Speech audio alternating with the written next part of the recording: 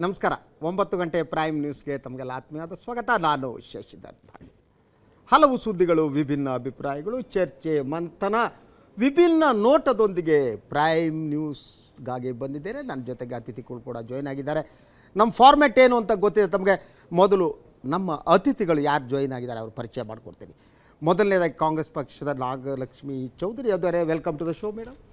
ಹಾಗೆಯೇ ವಿಚಾರವಾದಿಗಳು, ಚಿಂತಕರು ಆಗಿರುವ, ವಕೀಲರು ಆಗಿರುವ ಅನಂತ್ ನಾಯ್ಕ್ ಇದ್ದಾರೆ ಸರ್, ತಮಗೂ ಸ್ವಾಗತ. ಇನ್ನು ಭಾರತೀಯ ಜನತಾ ಪಕ್ಷದ ಶಿವಕುಮಾರ್ ಜಾಯ್ನ್ ಆಗಿದ್ದಾರೆ ಸರ್, ತಮಗೂ ಸ್ವಾಗತ. ಇನ್ನು JDS ಪಕ್ಷದ ಪ್ರತಿನಿಧಿ ಯಾವುದೇ ಕ್ಷಣದಲ್ಲಿ ಜಾಯಿನ್ ಆಗಬಹುದು. ಎನಿವೆ, ಈಗ ನೋಡೋಣ ಈ ಹೊತ್ತಿನ ಹೆಡ್ಲೈನ್ಸ್. ಲಿಂಗಾಯತ ಧರ್ಮ ಮಾನ್ಯತೆ ವಿಚಾರವಾಗಿ ಮುಂದುವರಿದ ಗದ್ದಲ. ಪೇಜಾವರ ಶ್ರೀ ಹೇಳಿಕೆಗೆ ಸಚಿವ MB ಪಾಟೀಲ್ ತಿರುಗೇಟು. ಇದು ಓಟಿಗಾಗಿ ಒಡಕಿನ ಧ್ವನಿ ಅಂದ್ರು ಕುಮಾರಸ್ವಾಮಿ. ಅಜಿತ್ ದೋವಲ್ ಬೀಜಿಂಗ್ ಭೇಟಿ ಬ್ರಿಕ್ಸ್ ಸಮಾವೇಶಕ್ಕೆ ಸೀಮಿತ. ಸೇನೆ ಹಿಂತೆಗೆದುಕೊಳ್ಳದೆ ಸಂಧಾನ ಅಸಾಧ್ಯ. ಭಾರತಕ್ಕೆ ಮತ್ತೆ ಎಚ್ಚರಿಕೆ ನೀಡಿತು ಚೀನಾ. JDSನಲ್ಲಿ ಮುಗಿಯದ ಬಂಡಾಯದ ರಂಪಾಟ. ಚಾಮರಾಜಪೇಟೆಯಲ್ಲಿ ಸೇರಿಗೆ ಸವಾಸೇರು ರಾಜಕಾರಣ. ದೇವೇಗೌಡರ ಸಮಾವೇಶದ ಬೆನ್ನಲ್ಲೇ ಜಮೀರ್ ಮಾಡ್ತಾರಂತೆ ಶಕ್ತಿ ಪ್ರದರ್ಶನ. ಚೀನಾ ಪ್ರಾಬಲ್ಯ ವಿಸ್ತರಣೆಗೆ ಕೊನೆಗೂ ಕೊಕ್ಕೆ ಹಾಕಿದ ಶ್ರೀಲಂಕಾ. ದ್ವೀಪ ರಾಷ್ಟ್ರದ ಬಂದರು ನಿರ್ಮಾಣ ಕೇವಲ ವ್ಯಾಪಾರಕ್ಕಷ್ಟೇ ಸೀಮಿತ. ದ್ವಿಪಕ್ಷೀಯ ಒಪ್ಪಂದಕ್ಕೆ ತಿದ್ದುಪಡಿ ತಂದ ಲಂಕಾ ಸರ್ಕಾರ. ನಾಳೆ ಶ್ರೀಲಂಕಾ ಭಾರತ ಟೆಸ್ಟ್ ಪಂದ್ಯ. ಟೀಂ ಇಂಡಿಯಾಗೆ ತಲೆನೋವಾಯಿತು. ರಾಹುಲ್ ಅನಾರೋಗ್ಯ. ಎಲ್ಲರ ಚಿತ್ತ ಈಗ ಮೊದಲ ಟೆಸ್ಟ್ನತ್ತ.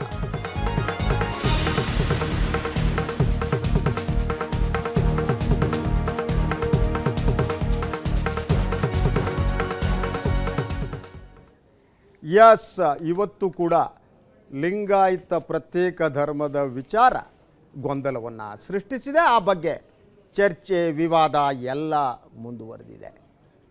ಸೊ ಒಂದು ರಾಜಕೀಯ ದಾಳವನ್ನು ಉರುಳಿಸಿದಾಗ ಅದು ಒಟ್ಟಾರೆ ರಾಜಕಾರಣದ ಮೇಲೆ ಬೀರುವ ಪರಿಣಾಮ ಒಂದೆಡೆ, ಅಂದರೆ ಬೇರೆ ಬೇರೆ ರಾಜಕೀಯ ಪಕ್ಷಗಳ ಮೇಲೆ ಬೀರುವ ಪರಿಣಾಮ ಬೇರೆ.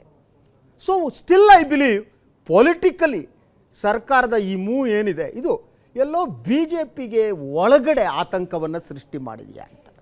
ಯಾಕೆಂದರೆ ಯಾವುದೇ ಒಂದು ಜನ ಸಮುದಾಯ ನನ್ನ ಆಸ್ತಿ ಅಂತ ಯಾವುದಾದ ರಾಜಕೀಯ ಪಕ್ಷ ಅಂತ ಹೇಳ್ಕೊಂಡು ಹೊರಟ್ರೆ ಅದು ಆಸ್ತಿ ಆಗಿರಲ್ಲ ಅನ್ನುವ ಸಂದೇಶ ಕೂಡ ಇದರಲ್ಲಿ ಇರ್ಬೋದೇನೋ, ಪರಿಣಾಮ ಕೂಡ ಹಾಗೆ ಇರ್ಬೋದೇನೋ. ಇದಕ್ಕೆ ಸಂಬಂಧಪಟ್ಟ ಸುದ್ದಿ ನೋಡೋಣ. ವೀರಶೈವ ಲಿಂಗಾಯತ ಪ್ರತ್ಯೇಕ ಧರ್ಮ ಮಾನ್ಯತೆ ವಿಚಾರಕ್ಕೆ ಸಂಬಂಧಿಸಿದಂತೆ ಪೇಜಾವರ ಶ್ರೀಗಳ ಸಲಹೆ ಅನಗತ್ಯ ಅಂತ ಸಚಿವ MB ಪಾಟೀಲ್ ಹೇಳಿದ್ದಾರೆ. ಬೆಂಗಳೂರಿನಲ್ಲಿಂದು ಈ ಕುರಿತು ಮಾತನಾಡಿದ ಸಚಿವ ಪಾಟೀಲ್, ಇದರಲ್ಲಿ ಪೇಜಾವರ ಶ್ರೀಗಳು ಮಧ್ಯ ಪ್ರವೇಶಿಸೋದು ಸರಿಯಲ್ಲ. ಅವರು RSS ಸಿದ್ಧಾಂತದ ಕಪಿಮುಷ್ಟಿಯಲ್ಲಿರುವವರು. ನಮಗೆ ನಮ್ಮ ಸಮುದಾಯದ ಸ್ವಾಮೀಜಿಗಳಿದ್ದಾರೆ ಅಂತ ಪೇಜಾವರ ಶ್ರೀಗಳಿಗೆ ತಿರುಗೇಟು ನೀಡಿದ್ದಾರೆ. ಇನ್ನು ಯಡಿಯೂರಪ್ಪ ವಿರುದ್ಧವೂ ಹರಿಹಾಯ್ದ ಸಚಿವರು, ಯಡಿಯೂರಪ್ಪ ಲಿಂಗಾಯತ ಧರ್ಮಕ್ಕೆ ಬೆಂಬಲ ಸೂಚಿಸಬೇಕಾಗಿತ್ತು, ಆದರೆ ಅವರು RSS ಕಪಿಮುಷ್ಟಿಯಲ್ಲಿ ಇರುವ ಕಾರಣ ವಿರೋಧ ಮಾಡ್ತಾ ಇದ್ದಾರೆ. ಇಲ್ಲದಿದ್ದರೆ ಅವರಿಗೆ ಚುನಾವಣೆಯಲ್ಲಿ ತೊಂದರೆ ಆಗುತ್ತೆ ಅನ್ನೋ ಭಾವನೆ ಇದೆ ಅಂತಲೂ ಅವರು BSYರನ್ನು ತರಾಣೆ ತೆಗೆದುಕೊಂಡರು. ಅಲ್ಲದೆ ವೀರಶೈವ ಲಿಂಗಾಯತ ಪ್ರತ್ಯೇಕ ಧರ್ಮ ಆಗಬೇಕು. ಈ ನಿಟ್ಟಿನಲ್ಲಿ ಪ್ರತ್ಯೇಕ ಧರ್ಮವನ್ನಾಗಿ ಘೋಷಣೆ ಮಾಡುವಂತೆ ಕೇಂದ್ರ ಸರ್ಕಾರದ ಮುಂದೆ ಬೇಡಿಕೆ ಇಡ್ತೇವೆ. ಕೇಂದ್ರ ಸರ್ಕಾರ ಒಮ್ಮೆ ಒಪ್ಪದಿದ್ದರೆ ಕಾನೂನು ಹೋರಾಟ ಮಾಡಬೇಕಾಗತ್ತೆ ಅಂತಲೂ ಸಚಿವ ಪಾಟೀಲ್ ಎಚ್ಚರಿಕೆ ನೀಡಿದರು. ಅವಶ್ಯಕತೆ ನಾಲ್ಕು ಮಧ್ಯೆ ಇವತ್ತೊಂದು ಪೇಜಾವರ ಸ್ವಾಮಿಗಳು ಇದರಲ್ಲಿ ಹಸ್ತಕ್ಷೇಪ ಮಾಡುವಂಥ ಅವಶ್ಯಕತೆ ಇಲ್ಲ. ನಮ್ಮ ಸ್ವಾಮೀಜಿಯವರಿದ್ದಾರೆ, ಸಿದ್ಧಗಂಗಾ ಸ್ವಾಮೀಜಿಯವರಿದ್ದಾರೆ, ಹಿರಿಯರು, ಎಲ್ಲರಿಗಿಂತ 110 ವರ್ಷದ ಶತಾಯುಷುಗಳು. ಬಸವಣ್ಣವ್ರ ಬಗ್ಗೆ, ಬಸವ ಧರ್ಮ ಬಗ್ಗೆ, ಬಸವ ಸಂಸ್ಕೃತಿ ತಿಳ್ಕೊಂಡಂಥವ್ರು, ಅಂಥವ್ರ ಮಾರ್ಗದರ್ಶನದಲ್ಲಿ ಉತ್ತರಿಸ್ಕೊಡ್ಲಿ. ಅವರು ನಮಗೆ ಸರಿಯಾದಂಥ ಮಾರ್ಗದರ್ಶನ ಮಾಡಲಿ. ಅವ್ರು ಒಪ್ಕೋತಾರೆ ಇದು ಬಸವ ಧರ್ಮ, ಬಸವ ಸಂಸ್ಕೃತಿಯನ್ನು ಸಿದ್ಧಗಂಗಾ ಸ್ವಾಮೀಜಿಯವರು ಒಪ್ಕೋತಾರೆ. ಪೇಜಾವರ ಸ್ವಾಮೀಜಿಯವರು ಇದರಲ್ಲಿ ಹಸ್ತಕ್ಷೇಪ ಮಾಡುವಂಥದ್ದು ಕೆಲಸನೇ ಅಲ್ಲ. ಅವತ್ತು ದಿವಸ ಅವ್ರಿಗೆ ಇದು ಸಂಬಂಧಿಸಿದಲ್ಲ, ಮಾಡಬಾರ್ದು ಅವತ್ತು ದಿವಸ. ನೋಡಿ, ಈಗ ನಾನು ಅವರ ಸಿದ್ಧಾಂತದಲ್ಲಿ ನಾನು ಮಾತಾಡಿದ್ರೆ ತಪ್ಪಾಗ್ತದೆ. ನಮ್ಮ ಇದರಲ್ಲಿ, ನಮ್ಮ ಧರ್ಮದಲ್ಲಿ, ನಮ್ಮ ಸಂಸ್ಕೃತಿಯಲ್ಲಿ ಅವ್ರು ಕೈ ಹಾಕುವಂಥದ್ದು ಹಾಕ್ಬಾರ್ದು. ನಮ್ಮವ್ರು ಹೇಳಿ, ಸಿದ್ಧಗಂಗಾ ಸ್ವಾಮೀಜಿಯವ್ರು ಹೇಳಿ, ಅಲ್ಲಿ ಗದಗಿನ ಸ್ವಾಮಿಗಳಿದ್ದಾರೆ, ಬಾಲ್ಕಿ ಸ್ವಾಮಿಗಳಿದ್ದಾರೆ, ನಾಗಮೂರು ಸ್ವಾಮಿಗಳಿದ್ದಾರೆ, ಚಿತ್ರದುರ್ಗ ಸ್ವಾಮೀಜಿಯವರಿದ್ದಾರೆ, ಮತ್ತು ಪಂಚಪೀಠಾಧಿಪತಿಗಳು ತಮ್ಮದೇ ಆದಂಥ ಒಂದು ಸಿದ್ಧಾಂತವನ್ನು ಇಟ್ಕೊಂಡಿದ್ದಾರೆ. ಅವ್ರದ್ದು ಒಂದು ವ್ಯೂ ಬೇರೆ ಇದೆ. ಅವ್ರು ಅವರಿಗೆ ಒಪ್ಪಿಸುವಂಥದ್ದು ಇವತ್ತು ಇನ್ನುಳಿದ ಸ್ವಾಮಿಗಳು ಇದು 4 ಗೋಡೆ ಮಧ್ಯೆ ನಮ್ಮಲ್ಲಿ ಆಗಬೇಕಾಗಿರುವಂಥದ್ದು. 4 ಮಧ್ಯೆ ಇವತ್ತು ಪೇಜಾವರ ಸ್ವಾಮಿಗಳು ಇದರಲ್ಲಿ ಹಸ್ತಕ್ಷೇಪ ಮಾಡುವಂಥ ಅವಶ್ಯಕತೆ ಇಲ್ಲ. ನಮ್ಮ ಸ್ವಾಮೀಜಿಯವರಿದ್ದಾರೆ, ಸಿದ್ಧಗಂಗಾ ಸ್ವಾಮೀಜಿಯವರು. ಎಸ್, ಇನ್ನು JDS ಪಕ್ಷದ LR ಶಿವರಾಮೇಗೌಡರು ನಮ್ಮನ್ನು ಜಾಯ್ನ್ ಆಗಿದ್ದಾರೆ. Sir, welcome to the show. So ಈ ಒಂದು ಲಿಂಗಾಯತ ಧರ್ಮದ ಪ್ರಶ್ನೆ ಇದಕ್ಕೆ 2 ಭಾಗಗಳಿವೆ ಅಂತ. ಲಿಂಗಾಯತದ ಒಂದು ಪ್ರತ್ಯೇಕ ಧರ್ಮ ಹೌದೋ ಅಲ್ವೋ ಅನ್ನುವ ಪ್ರಶ್ನೆ ಒಂದು ಕಡೆ ಆದರೆ ಒಂದು ಭಾಗ ಆದರೆ, ಎರಡನೇದು ಪೊಲಿಟಿಕಲ್ ಮೂವ್ ಅಂತ ನಾನು ಹೇಳ್ತೀನಿ. ಸೊ ಇದು ಬಹಳ ಪರ್ಫೆಕ್ಟ್ ಆದ ಪವರ್ಫುಲ್ ಆದ ಪೊಲಿಟಿಕಲ್ ಮೂವ್ ಅಂತ ನನಗೆ ಅನಿಸುತ್ತೆ. ಸೊ ಏನು MB ಪಾಟೀಲ್ ರೀ ಮಾತನಾಡಿದ ಕೇಳಿದಾಗ it is very much clear. ರಾಜ್ಯ ಸರ್ಕಾರ ಸಚಿವ ಸಂಪುಟ ಲಿಂಗಾಯತ ಪ್ರತ್ಯೇಕ ಧರ್ಮ ಅನ್ನೋದಕ್ಕೆ ಬೆಂಬಲವನ್ನು ಕೊಡುತ್ತೆ. ಅದರಂತೆ ಇದರ ಮಾನ್ಯತೆ ಮಾಡಬೇಕಾದಂಥ ಕೇಂದ್ರ ಸರ್ಕಾರದ ಮೇಲೆ ಒತ್ತಡ ಹೇರ್ತೀವಿ ಅನ್ನೋ ಮಾತನ್ನು MB ಪಾಟೀಲ್ ಹೇಳಿದ್ದಾರೆ. ಇದು ಬಹಳ ಮುಖ್ಯವಾದ ಬೆಳವಣಿಗೆ ಅಂತ ನನಗೆ ಅನಿಸ್ತು. ಇನ್ನೊಂದು ಪೇಜಾವರ ಸ್ವಾಮಿಗಳ ಬಗ್ಗೆ ಅವ್ರು ಹೇಳ್ತಿರ್ತಾರೆ, ಅದನ್ನ ಯಾರು ಬೇಕಾದ್ರೂ ಡಿನೈ ಮಾಡೋದು. ಪಾಪ ವಯಸ್ಸಾಗಿದೆ ಅವರಿಗೆ, ಅಜ್ಜ ಅವ್ರು ಮಾತಾಡ್ತಿರ್ತಾರೆ. ಅದನ್ನು ಗಂಭೀರವಾಗಿ ತಗೋಬೇಕು ಅಂತ ಕೂಡ ನನಗೆ ನಿಮ್ಗೆ ಯಾವ ಬೇಕಿಲ್ಲ ಅವ್ ಗಂಭೀರ ಅಲ್ಲಲ್ಲ, ಪಾಪ ವಯಸ್ಸಾಗಿದೆ, ಗಂಭೀರ ಗೌರವ ಇದೆ ಗೌಡ್ರೆ. ಪಾಪ ಒಳ್ಳೆ ಅಜ್ಜ, ಪಾಪ ಯಾರು ಸೀರಿಯಸ್, ವಯಸ್ಸಾಗಿದೆ, ವಯಸ್ಸಾದ್ಮೇಲೆ ಏನೇನೋ ಆಗ್ತಿರ್ತವೆ ಅಲ್ವಾ. ನಿಮ್ಗೆ ಇನ್ನೂ ವಯಸ್ಸಾಗಿಲ್ಲ, ಅದರಿಂದ ನಿಮ್ಗೆ ಏನೇನೋ ಆಗ್ತಾ ಇಲ್ಲ. But politically it will have an impact on BJP. Yes Shivakumar ಆಗಿ ನಾನು ಹೇಳಿದೆ 2 ವಿಚಾರ. ಲಿಂಗಾಯತ ಧರ್ಮ ಹೌದು ಅಲ್ವಲ್ಲ, will discuss separately. But I am discussing political implication what will happen now that the state government has clear. ಅವ್ರು ಹೇಳ್ತಾರೆ ಎಸ್ ನಾವು ಲಿಂಗಾಯತ ಧರ್ಮದ ಪರವಾಗಿದ್ದೀವಿ, ನಾವು ಕೇಂದ್ರದ ಮೇಲೆ ಒತ್ತಡ ಹೇಳ್ತೀವಿ, ಕ್ಯಾಬಿನೆಟಲ್ಲಿ ತೀರ್ಮಾನ ತಗೋತೀವಿ. ಇದರ ಪರಿಣಾಮ ಲಿಂಗಾಯತರು ನಮ್ಮ ಆಸ್ತಿ ಅಂತ ನೀವು ಅಂದ್ಕೊಂಡಿದ್ರಿ, ಲಿಂಗಾಯತರೆಲ್ಲ ಯಡಿಯೂರಪ್ಪನವ್ರು ಹಿಂದೆ ಬರ್ತಾರೆ ಅಂದ್ಕೊಂಡಿದ್ರಿ. ಈಗ ನಿಮ್ಮ ಈ ಆಸೆ ಕನಸಿಗೆಲ್ಲ ತಣ್ಣೀರು ಎರಚಿದಂತೆ ಆಯ್ತಾ? ನೋಡಿ, ನಮ್ಮದು ಏನು ತತ್ವ ಸಿದ್ಧಾಂತ ಧ್ಯೇಯ ಆದರ್ಶಗಳಿದ್ದಾವೆ, ವಿಚಾರಗಳಿದೆ. ಅದು ವ್ಯಕ್ತಿಗಿಂತ ಪಕ್ಷ ದೊಡ್ಡದು, ಪಕ್ಷಕ್ಕಿಂತ ದೇಶ ದೊಡ್ಡದು ಅಂತ ಹೋಗ್ತಾ ಇರೋರು. ನಾವು ಇವತ್ತಿನ ದಿವಸ ಏನು ವ್ಯಕ್ತಿ ಪಕ್ಷಕ್ಕಿಂತ ದೇಶ ನೋಡ್ತೀವಿ. ಆಯ್ತಾ? ನಮ್ಗೆ ನಮ್ಮ ದೃಷ್ಟಿ ಎಲ್ಲ ದೇಶ ದೇಶ ರಾಷ್ಟ್ರೀಯ ಲಿಂಗಾಯತರು ಮುಖ್ಯರಲ್ಲ, ಯುದ್ಧ ಮಾಡ್ಸಕ್ ಹೋಯ್ತಾ ಇರೋದು ಅಲ್ಲ, ದೇಶ ಮುಖ್ಯ. ಹೌದು, ದೇಶ ಪ್ರೇಮ ದೇಶ ಭಕ್ತಿ ಮೊದಲು ನಮ್ಮ ಆದ್ಯತೆ. ಆಯ್ತಾ? ಇವತ್ತಿನ ಒಂದು ದೇಶ, ಒಂದು ಧ್ವಜ, ಒಂದು ಧರ್ಮ, ಒಂದು ಆಹಾರ ಪದ್ಧತಿ, ಒಂದು ಬಟ್ಟೆ ಹಾಕೊಳ್ಳೋದು, ಒಂದೇ ರೀತಿ ಹೇರ್ ಸ್ಟೈಲ್, ಒಂದೇ ರೀತಿ ಮೀಸೆ, ದೇಶದ ಜೀವನ ಶೈಲಿಯ ಪದ್ಧತಿ, ಅದ್ರಲ್ಲಿ ತಪ್ಪೇನಿದೆ? ತಪ್ಪಿಲ್ಲ. ಇವತ್ತಿನ ದಿವಸ ಎಲ್ಲೋ ಒಂದ್ ಕಡೆ ಈ ಏನು ಇದು ರಾಜಕೀಯ ತರಬಾರ್ದಿತ್ತು ಜಾತಿಗಳಲ್ಲಿ. ಇವತ್ತಿನ ದಿವಸ ಜಾತಿಯಲ್ಲಿ ಒಡೆಯುವಂತ ರಾಜಕೀಯ. ಸಿಂಪಲ್ ಸರ್, ಮೈ ಸಿಂಪಲ್ ಕ್ವಶನ್ ಸರ್, ನನ್ನ ಸರಳವಾದ ಕ್ವಶನ್. ಪೊಲಿಟಿಕಲ್ ಇಂಪ್ಯಾಕ್ಟ್ ಈ ಮೂವ್ನಿಂದ ರಾಜಕೀಯವಾಗಿ BJPಯ ಮೇಲೆ ಋಣಾತ್ಮಕವಾದ ಪರಿಣಾಮ ಬೀರುತ್ತೆ. ಪರಿಣಾಮ ಬೀಳಕ್ ಸಾಧ್ಯನೂ ಇಲ್ಲ. ಯಾಕೆಂದ್ರೆ ಎಲ್ಲಾ ಜಾತಿಯವರು ಕೂಡ ಇವತ್ತಿನ ದಿವಸ BJPಯಲ್ಲಿ ಇದ್ದಾರೆ, BJPಗೆ ಸಪೋರ್ಟ್ ಮಾಡ್ಕೊಂಡ್ ಬರ್ತಾ ಇದ್ದಾರೆ. ಮತ್ತೆ ಎಲ್ಲಾ ತರದ ಒಂದು ಬದ್ಧತೆ ಇರುವಂತ ಕಾರ್ಯಕರ್ತರು ಪರಿಣಾಮ ಆಗಲ್ಲ. ಯಾವ್ದೇ ಪರಿಣಾಮ ನನಗಂತೂ ಆಗಲ್ಲ. ಎಸ್ ಶಿವರಾಮೇಗೌಡ್ರೆ, ನಾನು ರಾಜಕೀಯ ಪರಿಣಾಮದ ಬಗ್ಗೆ ಮಾತಾಡ, ಲಿಂಗಾಯತ ಧರ್ಮ ಹೌದಲ್ಲೋ we can discuss separately, that's a separate issue. But I believe ಇದು ಬಹಳ ಪವರ್ಫುಲ್ ಆದ ಒಂದು ಪೊಲಿಟಿಕಲ್ ಮೂವ್ ಅಂತ ನನಗೆ ಅನ್ಸುತ್ತೆ. What you say? ಇಲ್ಲ, ಸತ್ಯ. ಇವತ್ತು ಮಾತ್ರ ನೀವು ಬಹಳ ಸತ್ಯವಾಗಿ ಹೇಳ್ತಾ ಇದ್ದೀರಿ, ಅದನ್ನ ನಾನು ಒಪ್ಕೊಳ್ತೀನಿ. ಇವತ್ತು ಮಾತ್ರ ಅಂದ್ರೆ ಅಲ್ಲ, ಈ ವಿಚಾರದಲ್ಲಿ ಕ್ಯಾ ಬಾತ. ಇಲ್ಲ, ಹಳೆ ಸ್ನೇಹಿತರು 83ರಿಂದ ನೀವು ಈ ರೀತಿ ಮಾತಾಡ್ಬಿಟ್ರೆ ಯಾಕೆ ಈ ಮಾತು ಹೇಳಿದೆ ಅಂದ್ರೆ 2-3 ಇಶ್ಯೂಗಳಲ್ಲಿ ನೀವು ನಮಗೆ ಸಾಥ್ ಕೊಡಲಿಲ್ಲ. ಇವತ್ತು ಬಹುಶಃ ಶಿವಕುಮಾರ್ ಅವ್ರನ್ನ ಯಾಕೆ ಹಿಡ್ಕೊಂಡಿದ್ದೀರಿ? ಇದು ಸಿದ್ದರಾಮಯ್ಯನವರ 4 ವರ್ಷದ ಸರ್ಕಾರ. ಲಿಂಗಾಯತರನ್ನ, ಒಕ್ಕಲಿಗರನ್ನ, ಬ್ರಾಹ್ಮಣರನ್ನ, ಮೇಲ್ಜಾತಿಯವ್ರನ್ನ ಹೆಂಗೆ ನಡೆಸ್ಕೊಂಡಿದ್ದಾರೆ ಅಂತೇಳಿ ರಾಜ್ಯದ ಬೀದಿಗಳಲ್ಲಿ ಮಾತನಾಡ್ತಾ ಇದ್ದಾರೆ. ಸರಿ, ಸಬ್ಜೆಕ್ಟಿಗೆ ಬನ್ನಿ ಗುರುಗಳ. ಅಲ್ಲ, ಬರ್ಬೇಕಲ್ಲ ಅಲ್ಲಿ. ನೀವು ನಾನು ಅದಕ್ಕೆ ಅಲ್ಲಿ ನಾನು ಬಿಟ್ಬಿಡ್ಬೇಕು ಅಂತ ಹೇಳದ್ ನೀವು. ನಿಮ್ ಬಿಡಲ್ಲ. 4 ವರ್ಷಗಳ ಕಾಲದಲ್ಲಿ ಆಗದೆ ಇರ್ತಕ್ಕಂಥದ್ದು ಸನ್ಮಾನ್ಯ MB ಪಾಟೀಲ್ರು ಮತ್ತು ಬಸವರಾಜ ರೆಡ್ಡಿ ಅವರು ನಾನು ಬೇರೆ ಟಿವಿನಲ್ಲಿ ಕೂತಿದ್ದಾಗ ನನ್ನ ಜೊತೆ ಮಾತನಾಡಿದರು. ನಾನು ಕೇಳಿದೆ ಅವ್ರನ್ನ, ಪ್ರಭಾವಿ ಮಂತ್ರಿಗಳು ನೀವು ಇದ್ರಲ್ಲಪ್ಪ, ಅಲ್ಲೇ ಇದ್ರಿ, ನೀವು ಹೇಳ್ತಾ ಇದ್ದೀರಿ ನಾವು ಮೂವ್ ಮಾಡಿರೋದಲ್ಲ, ಹಿಂದೆ ಇವರು ಯಾರು ಭೀಮಣ್ಣ ಖಂಡ್ರೆ ಅವರು ಮೂವ್ ಮಾಡಿದ್ರು, ಕೇಂದ್ರ ಸರ್ಕಾರಕ್ಕೆ ಕಳಿಸಿದ್ರು, ಆಗ ಮಾಡಲಿಲ್ಲ, ಅದಕ್ಕೆ ಈಗ ಮೂವ್ ಮಾಡಿದ್ದಾರೆ, ಕಳಿಸ್ತೀವಿ ಅಂತ ಮಾತೆತ್ತಿದ್ರೆ ನೀವು ಏನೂ ಚರ್ಚೆನೇ ಮಾಡ್ದಲೆ ಸನ್ಮಾನ್ಯ ಸಿದ್ದರಾಮಯ್ಯನವರು ಆ ಮಾತಾ ಮಾದೇವಿ ದೇವಿಯವರು ಕಳಿಸಿದ ತಕ್ಷಣ ಕೇಂದ್ರಕ್ಕೆ ಶಿಫಾರಸು ಮಾಡಿಬಿಟ್ರಲ್ಲ, ಇದು ಶಿಫಾರಸು ಮಾಡಿಲ್ಲ. ಒಂದೇ ಹಕ್ಕಿನಲ್ಲಿ ಮಾಡಿಲ್ಲ. ಒಂದು ಪತ್ರನೂ ಬರ್ದವ್ರೆ ಪತ್ರನೂ ಬರ್ದಿಲ್ಲ ಸರ್. ಬರಿತೀವಿ ಅಂತ ಹೇಳಿಲ್ಲ, ಬಾರಿಲ್ಲ. ಬರ್ದವ್ರು ಇಲ್ಲ, ಇಲ್ಲ. ಇಲ್ಲ ಕೇಳಿ, discuss in the cabinet then discuss ಮಾಡಿ 4 ಜನ ನನ್ನ ಪ್ರಶ್ನೆ ಸರ್, ನಾನು ಬಿಡಿ, ನಾನು ಈಗ ತೆಗೆದುಕೊಂಡ ಪ್ರಶ್ನೆ ಇದು ಒಂದು ಪೊಲಿಟಿಕಲ್ ಮೂವ್ ಆಗಿ, ನಾನು ಧರ್ಮ ಹೌದಲ್ವ that different, I will discuss differently.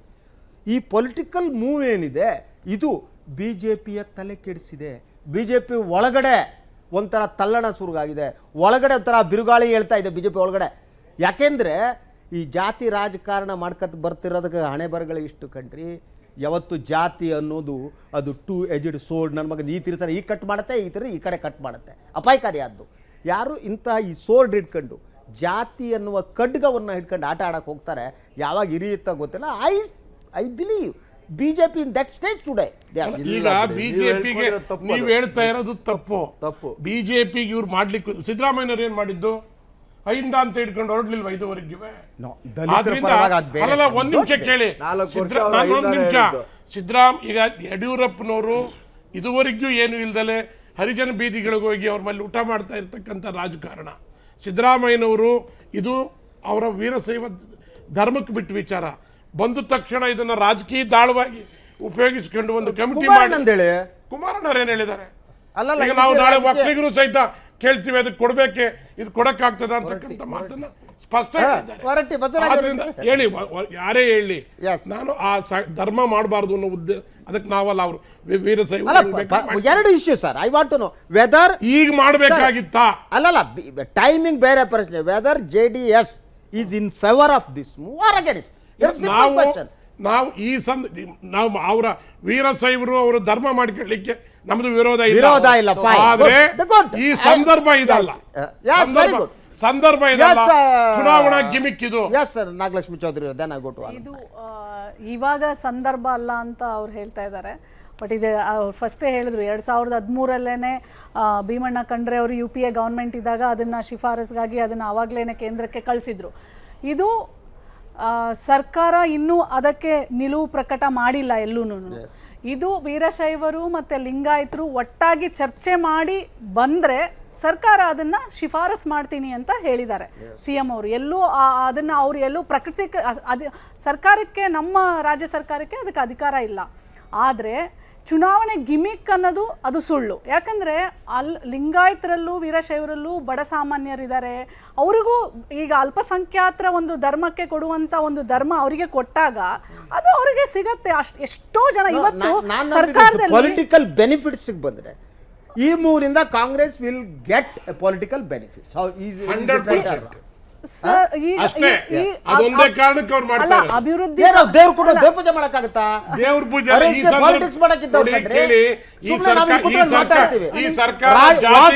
ರಾಜಕಾರಣದ ಜಾತಿ ರಾಜಕಾರಣ JDS ಮಾಡಿಲ್ವಾ? ದೇವೇಗೌಡರು ಮಾಡಿಲ್ವಾ? ಕುಮಾರಣ್ಣ ಮಾಡಿಲ್ವಾ? ಒಂದು ಮಾತು ಕೇಳಿ, ಬಸವರಾಜ್ ಅವರ ರಾಷ್ಟ್ರೀಯ ಪಕ್ಷಗಳು ಈ ಮಟ್ಟಕ್ಕೆ ಹೋದ್ವಲ್ಲ ಅಂತ. ಯಾವ ರಾಜಕಾರಣ ಇದೇ ಗೊತ್ತೇನ್ರಿ ಗೌಡ್ರೆ? ನಾವು ಜಾತಿ ರಾಜಕಾರಣ ಮಾಡ್ತೀವಿ, ನೀವು ಮಾತ್ರ ಮಾಡಬೇಡಿ ಅಂದ್ರೆ ಒಟ್ಟಾರೆಯಾಗಿ ಜಾತಿ ರಾಜಕಾರಣ ಕಾಂಗ್ರೆಸ್ ಜಾತಿ ವಾಸ್ತವ. ಕಾಂಗ್ರೆಸ್ 100 ವರ್ಷಗಳ ಕಾಲ ರಾಜ್ಯಭಾರ ಮಾಡಿದಂತ ರಾಷ್ಟ್ರೀಯ ಪಕ್ಷ.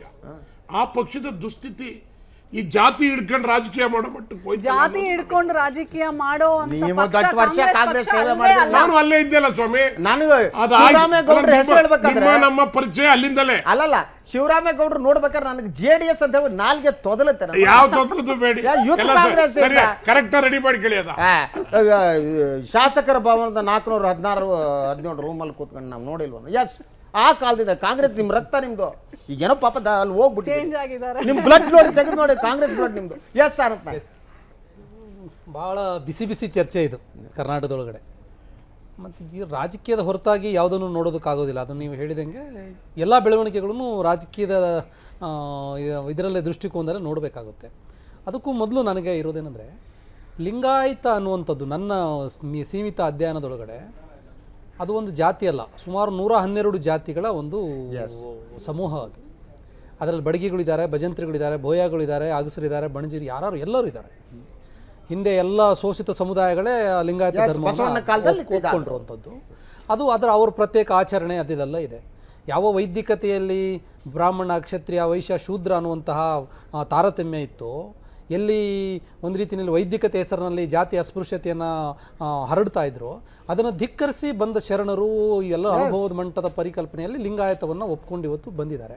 ಮತ್ತು ಲಿಂಗಾಯತಕ್ಕೆ ಒಂದು ಸ್ವಾತಂತ್ರ್ಯ ಧರ್ಮದ ಸ್ಥಾನಮಾನ ಕೊಡಬೇಕನ್ನುವಂಥ ಹೋರಾಟ ಅದು ಏನು ನಿನ್ನೆ ಮೊನ್ನೆದಲ್ಲ, ಅದಕ್ಕೊಂದು ದೊಡ್ಡ ಇತಿಹಾಸ, ಸ್ವಾತಂತ್ರ್ಯ ಚಳುವಳಿಯ ಜೊತೆ ಅದಕ್ಕೊಂದು ಉದಾಹರಣೆಗಳು ಕೂಡ ನಾವು ಕೊಡ್ಬೋದು. ಇಲ್ಲಿ ಪ್ರಶ್ನೆ ಇರೋದು ಆ ಸಮುದಾಯದ ಮಠಾಧೀಶರುಗಳು ರಾಜ್ಯ ಸರ್ಕಾರವನ್ನು ಅಥವಾ ಕೇಂದ್ರ ಸರ್ಕಾರವನ್ನು ಸಹಜವಾಗಿ ಒತ್ತಾಯಿಸುವಂಥದ್ದು ಅವರ ಹಕ್ಕದು, ಒತ್ತಾಯಿಸಿದ್ದಾರೆ. ರಾಜ್ಯ ಸರ್ಕಾರ ಅದಕ್ಕೆ ಪೂರಕವಾಗಿ ಒಂದಿಷ್ಟು ಸಚಿವರ ತಂಡವನ್ನು ಅಧ್ಯಯನ ಮಾಡೋದಕ್ಕಾಗಿ ಎಲ್ಲ ವರದಿಯನ್ನು ಕೊಟ್ಟಿದೆ.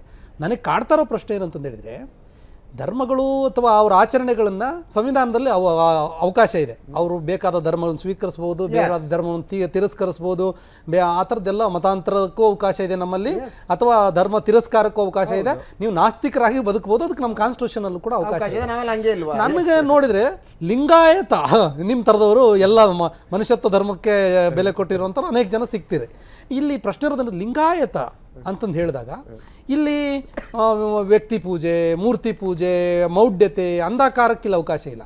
ನೀವು ನಮ್ಮ ಸಿದ್ಧಗಂಗಾ ಮಠಕ್ಕೆ ಹೋದರೆ, ಮುರುಘಾ ಮಠಕ್ಕೆ ಹೋದರೆ, ಸಿರಿಗೇರಿ ಮಠಕ್ಕೆ ಹೋದರೆ, ತೋಂಟದಾರ್ಯ ಮಠಕ್ಕೆ ಹೋದರೆ ಎಲ್ಲ ಧರ್ಮದ ಮಕ್ಕಳು ಓದ್ತಾರೆ, ಎಲ್ಲ ಧರ್ಮದ ಮಕ್ಕಳು ಸಾಲಾಗಿ ಕೂತ್ಕೊಂಡು ಊಟ ಮಾಡ್ತಾರೆ. ಸಂತೋಷ ಆಗುತ್ತೆ ಕಣ್ರಿ. ಅದೇ ನೀವು ಮಠ ಇಲ್ದಿದ್ರೆ ಹೌದು ಆ ಪ್ರದೇಶದ ದಲಿತರು ಇದು ಈ ಶಕ್ತಿ ಬಂದಿರೋದು ಎಲ್ಲಿ ಅಂತ ಹೇಳಿದ್ರೆ ಲಿಂಗಾಯತ ಅನುಭವ ಮಟ್ಟದ ಪರಿಕಲ್ಪನೆಯಿಂದ.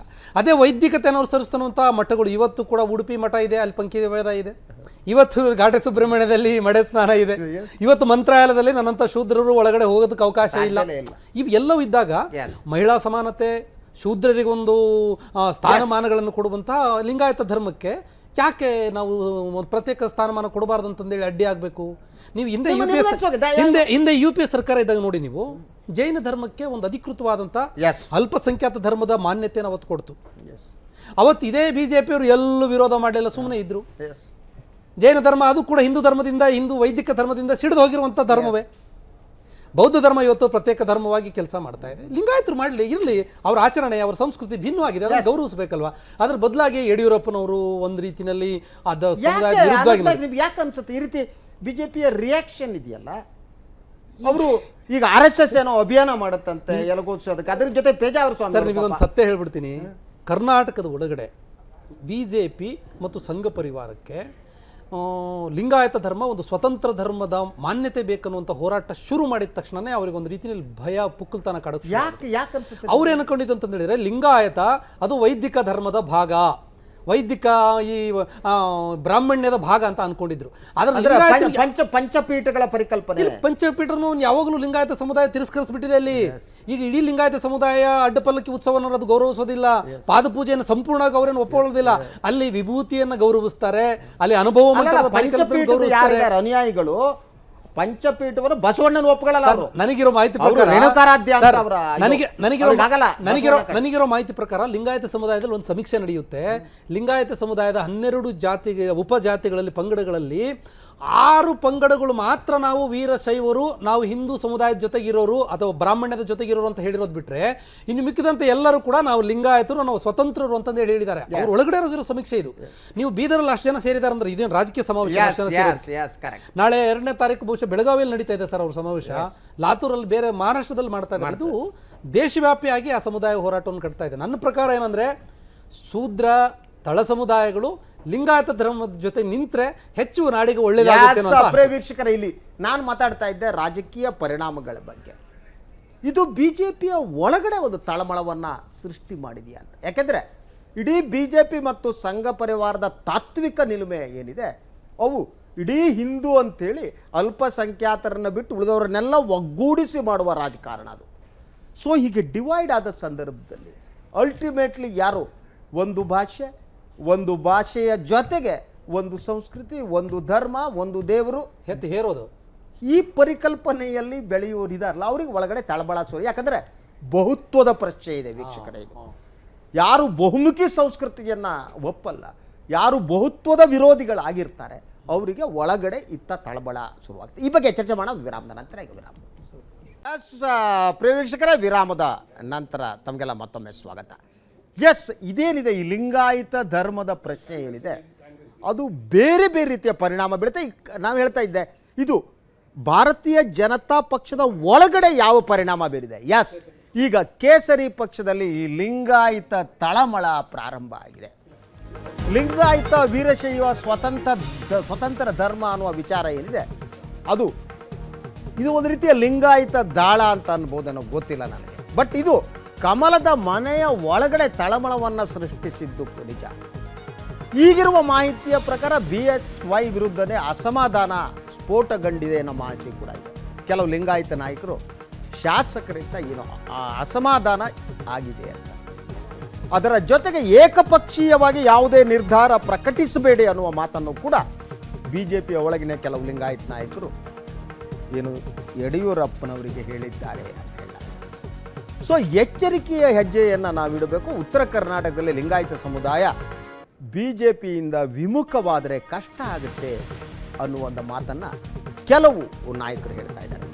ಸೊ ಆದ್ದರಿಂದ ಈ ವಿಚಾರದಲ್ಲಿ ಸ್ವತಂತ್ರ ಧರ್ಮ ಏನಿದೆ ಲಿಂಗಾಯತ ಅನ್ನೋದ್ರ ಬಗ್ಗೆ ನಿಮ್ಮ ನಿಲುವು ಸ್ಪಷ್ಟಪಡಿಸಿ ಅನ್ನುವ ಮಾತು ಕೂಡ ಕೇಳಿ ಬರ್ತಾ ಇದೆ. ಮುಖ್ಯಮಂತ್ರಿಗಳೇ ಈ ಪ್ರಶ್ನೆಯನ್ನು BJP ನಾಯಕರು ಮುಂದಿಟ್ಟಿದ್ದಾರೆ. BJP ನಾಯಕರು ಒಳಗಡೆ ಏನು ಉತ್ತರ ಕೊಡ್ಬೋದು? ಸ್ವತಂತ್ರ ಧರ್ಮದ ಪರವಾಗಿ ಮಾತನಾಡಿದರೆ BJPಯ ಹಿಂದೆ ಇರುವ RSSನ ಏನಿದೆ ಏಕಮುಖ ಸಂಸ್ಕೃತಿಯ ಕಲ್ಪನೆ ಏನಿದೆ, ಪರಿಕಲ್ಪನೆ, ಅದಕ್ಕೆ ವಿರುದ್ಧವಾಗುತ್ತೆ. ಸೊ ಅದಕ್ಕೆ ಪರವಾಗಿ ಮಾತನಾಡಿದರೆ ಲಿಂಗಾಯತರು ದೂರ ಹೋಗ್ಬೋದು ಅನ್ನುವ ಅಪಾಯ. ಈ ಎಲ್ಲ ವಿಚಾರ ಬಗ್ಗೆ ಇದೇನು ಹೈಕಮಾಂಡ್ ನಿರ್ದೇಶನದ ಮೇರೆಗೆ ನಾಳೆ ಏನು ಯಡಿಯೂರಪ್ಪ ದೆಹಲಿಯ ನಿವಾಸದಲ್ಲಿ ಏನು ಸಭೆ ನಡೆಸಿದ್ದಾರೆ, ಆ ಸಭೆಯಲ್ಲಿ ಇದ್ರ ಬಗ್ಗೆ ಚರ್ಚೆ ನಡೆಸೋ ಸಾಧ್ಯತೆ ಇದೆ. BJP ಬಲವರ್ಧನೆ ಚರ್ಚೆ ಅಂತ ಇದಕ್ಕೆ ಹೇಳಿದ್ರು ಕೂಡ ಅದರ ವ್ಯಾಪ್ತಿ ಓವರಾಲ್ ಕ್ಯಾನ್ವಾಸ್ ಏನಿದೆ ಡಿಫ್ರೆಂಟ್ ಆಗಿದೆ. ಈಗ ತಕ್ಷಣ BJP ಮುಂದಿರುವ ಎರಡು ವಿಚಾರಗಳು, ಒಂದು ಕನ್ನಡ ಧ್ವಜಕ್ಕೆ ಸಂಬಂಧಪಟ್ಟಿದ್ದು, ಅದು ಅಡಗತ್ತರೆಯಲ್ಲಿ BJPಯನ್ನು ಸಿಕ್ಕಿಸಿದೆ. ಸೆಕೆಂಡ್ ಒನ್ ಇದೇನಿದೆ ಲಿಂಗಾಯತ ಸ್ವತಂತ್ರ ಧರ್ಮ, ಇವೆರಡೂ ಕೂಡ BJP ಇಕ್ಕಟ್ಟಿಸಿದ್ರೆ ಹೊರಗಡೆ ಬರದೆ. ಯಾಕಂದರೆ ಅವ್ರು 150 ಮಿಷನ್ 150 ಇತ್ತು. ಈ ಮಿಷನ್ 150ಯ ಮೇಲೆ ಇದು ಯಾವ ರೀತಿ ಪರಿಣಾಮ ಬಿಟ್ಟು ಏನೇನಾಗುತ್ತೆ ಮಿಷನ್ನು ಗೊತ್ತಿಲ್ಲ. ಸೊ ಇದೆಲ್ಲದರ ಬಗ್ಗೆ ನಾಳೆ ಚರ್ಚೆ ನಡೆಯುವ ಸಾಧ್ಯತೆ ಇದೆ. ಈ ಬಗ್ಗೆ ಹೆಚ್ಚಿನ ವಿವರ ನಮ್ಮ ದೆಹಲಿ ಪ್ರತಿನಿಧಿ ಹರೀಶ್ ಕೊಡ್ತಾರೆ. ಅವ್ರ ನನ್ನ ಜೊತೆ ನೇರ ಸಂಪರ್ಕದಲ್ಲಿ. ಹರೀಶ್, ಕೇಳ್ತಾ ಇದೆಯಾ ನಾನು ಹೇಳ್ತಾ ಇರೋದು? ಕೇಳಿಸ್ತಿದೆ. ಹೇಳಿ. BJP ನಾಳೆ ಏನು ಯಡಿಯೂರಪ್ಪನವರ ಮನೆಯಲ್ಲಿ ಏನು ಸಭೆ ಇದೆ, ಮೀಟಿಂಗ್ ಏನಿದೆ, ಅದರ ಎಜೆಂಡಾ ಏನು? BJPಯ ರಾಷ್ಟ್ರ ನಾಯಕರು ಈ ಬಗ್ಗೆ ಎರಡು ವಿಚಾರದ ಬಗ್ಗೆ, ಒಂದು ಧ್ವಜದ ವಿಚಾರ, ಇನ್ನೊಂದು ಲಿಂಗಾಯತ ಏನು ಪ್ರತ್ಯೇಕ ಧರ್ಮದ ವಿಚಾರ, BJP ವರಿಷ್ಠ ಚಿಂತನೆ ಏನಿದೆ ಹರೀಶ್? ಶಶಿಧರ್, ಇಲ್ಲಿ ಬಿಜೆಪಿ ಅಥವಾ RSS ನ ಒಂದು ಅಜೆಂಡಾ ಪಕ್ಕ ಇದೆ, ಹಿಂದಿ, ಹಿಂದೂಸ್ತಾನ್ ಹಾಗೂ ಹಿಂದೂ. ಈ ವಿಚಾರದಲ್ಲಿ ಬಂದಾಗ ಲಿಂಗಾಯತವನ್ನ ಪ್ರತ್ಯೇಕ ಧರ್ಮ ಅನ್ನುವಂತಹ ವಿಚಾರವನ್ನ RSS ಆಗ್ಲಿ ಕೇಂದ್ರ BJP ಆಗಿ ಒಪ್ಪಿಕೊಳ್ಳಿಕ್ಕೆ ಸಾಧ್ಯ ಇಲ್ಲ. ಇಂತಹ ಸಮಯದಲ್ಲಿ ಬಿಜೆಪಿಯ ರಾಜ್ಯ ಘಟಕ ಒಂದು ಅಡಕತ್ತರಿಗೆ ಸಿಕ್ಕಾಕೊಂಡಿದೆ. ಈಗ ಉತ್ತರ ಕರ್ನಾಟಕದ ಬಹುತೇಕ ಲಿಂಗಾಯತ್ ಹೇಳ್ತಿರುವಂತ ನಾವು ವೀರಶೈವದಿಂದ ಪ್ರತ್ಯೇಕವಾಗಿ ಹೊಂದಬೇಕು, ಅದ್ರ ಜೊತೆಗೆ ಹಿಂದೂ ಧರ್ಮಕ್ಕೂ ನಮಗೂ ಯಾವುದೇ ರೀತಿಯ ಸಂಬಂಧ ಇಲ್ಲ ಅಂತ ಹೇಳ್ತಿರುವಾಗ ಬಿಜೆಪಿಯ ರಾಜ್ಯ ನಾಯಕರುಗಳಿಗೆ ಒಂದು ರೀತಿ ಗಲಿಬಿಲಿ ಉಂಟಾಗಿದೆ. ನಾವಿಲ್ಲಿ ಕೇಂದ್ರಕ್ಕೆ ಏನು ಉತ್ತರ ಹೇಳೋದು ಮತ್ತೆ ರಾಜ್ಯದ ಸಮುದಾಯದ ಮುಖಂಡರಿಗೆ ನಾವು ಏನನ್ನ ಹೇಳೋದು ಅಂದ್ರೆ, ಇದುವರೆಗೂ ರಾಜ್ಯ ಬಿಜೆಪಿ ನಂಬ್ಕೊಂಡ್ಬಂದಂತ ಲಿಂಗಾಯತರ ಮತಗಳ ಮೇಲೆ ಹೆಚ್ಚು ಅವಲಂಬಿತ ಆಗಿತ್ತು. ಇಂತಹ ಸಂದರ್ಭದಲ್ಲಿ ವೀರಶೈವ ಲಿಂಗಾಯತ ಅನ್ನುವಂತಹದ್ದನ್ನ ಹೇಳ್ಬೇಕು, ಬರೀ ಲಿಂಗಾಯತ ಅನ್ನುವಂಥದ್ದನ್ನೇ ಹೇಳ್ಬೇಕು, ಅಥವಾ ಹಿಂದೂ ಧರ್ಮದಿಂದ ನಾವು ಪ್ರತ್ಯೇಕವಾಗಿರ್ತೀವಿ ಅನ್ನುವಂಥದ್ದನ್ನ ನಾವು RSSಗೆ ಅಥವಾ ಹೈಕಮಾಂಡ್ಗೆ ನಾವು ಅದನ್ನ ಮನವರಿಕೆ ಮಾಡ್ಕೊಡ್ಬೇಕು ಅನ್ನೋ ಹೇಗೆ ಹೇಳ್ಬೇಕು ಅನ್ನೋದು ಅವರಿಗೆ ಸ್ಪಷ್ಟವಾಗಿ ತಿಳಿತಿಲ್ಲ. ಹೀಗಾಗಿ ನಾಳೆ ಹರೀಶ್, ಒಂದು ಒಟ್ಟಾರೆಯಾಗಿ ಇದು ಬೀರುವ ರಾಜಕೀಯ ಪರಿಣಾಮ ಮತ್ತು ಮುಂಬರುವ ಚುನಾವಣೆ ಮೇಲೆ ಬೀರುವ ಪರಿಣಾಮದ ಬಗ್ಗೆ BJP ವರಿಷ್ಠ ಚಿಂತನೆ ಮಾಡ್ತಾ ಇಲ್ವಾ? ಅಥವಾ ಹಿಂದೂಸ್ತಾನ್ ಹಿಂದಿ ಸಾಕು, ನಮಗೆ ಜಗತ್ತಿನಲ್ಲಿ ಏನೇ ಆಗಲಿ, ಕರ್ನಾಟಕ ಇರಲಿ ಹೋಗಲಿ, ಲಿಂಗಾಯತರು ಇರಲಿ ಬಿಡಲಿ, ಹಿಂದಿ ಹಿಂದೂಸ್ತಾನ್ ಹಿಂದೂ ಸಾಕು ಅಂತ ಕೂತಿದ್ದಾರೆ, ಏನು ಕತೆ ಅವ್ರದ್ದು? ಅಂದ್ರೆ ಕರ್ನಾಟಕದ ಮಟ್ಟಿಗೆ ಹಾಗೇನಾದ್ರೂ ಹಿಂದೂ ಹಿಂದೂಸ್ತಾನ್ ಹಿಂದಿ ಅಂತ ಹೋದ್ರೆ ಬಹಳಷ್ಟು ಕಷ್ಟ ಆಗುತ್ತೆ.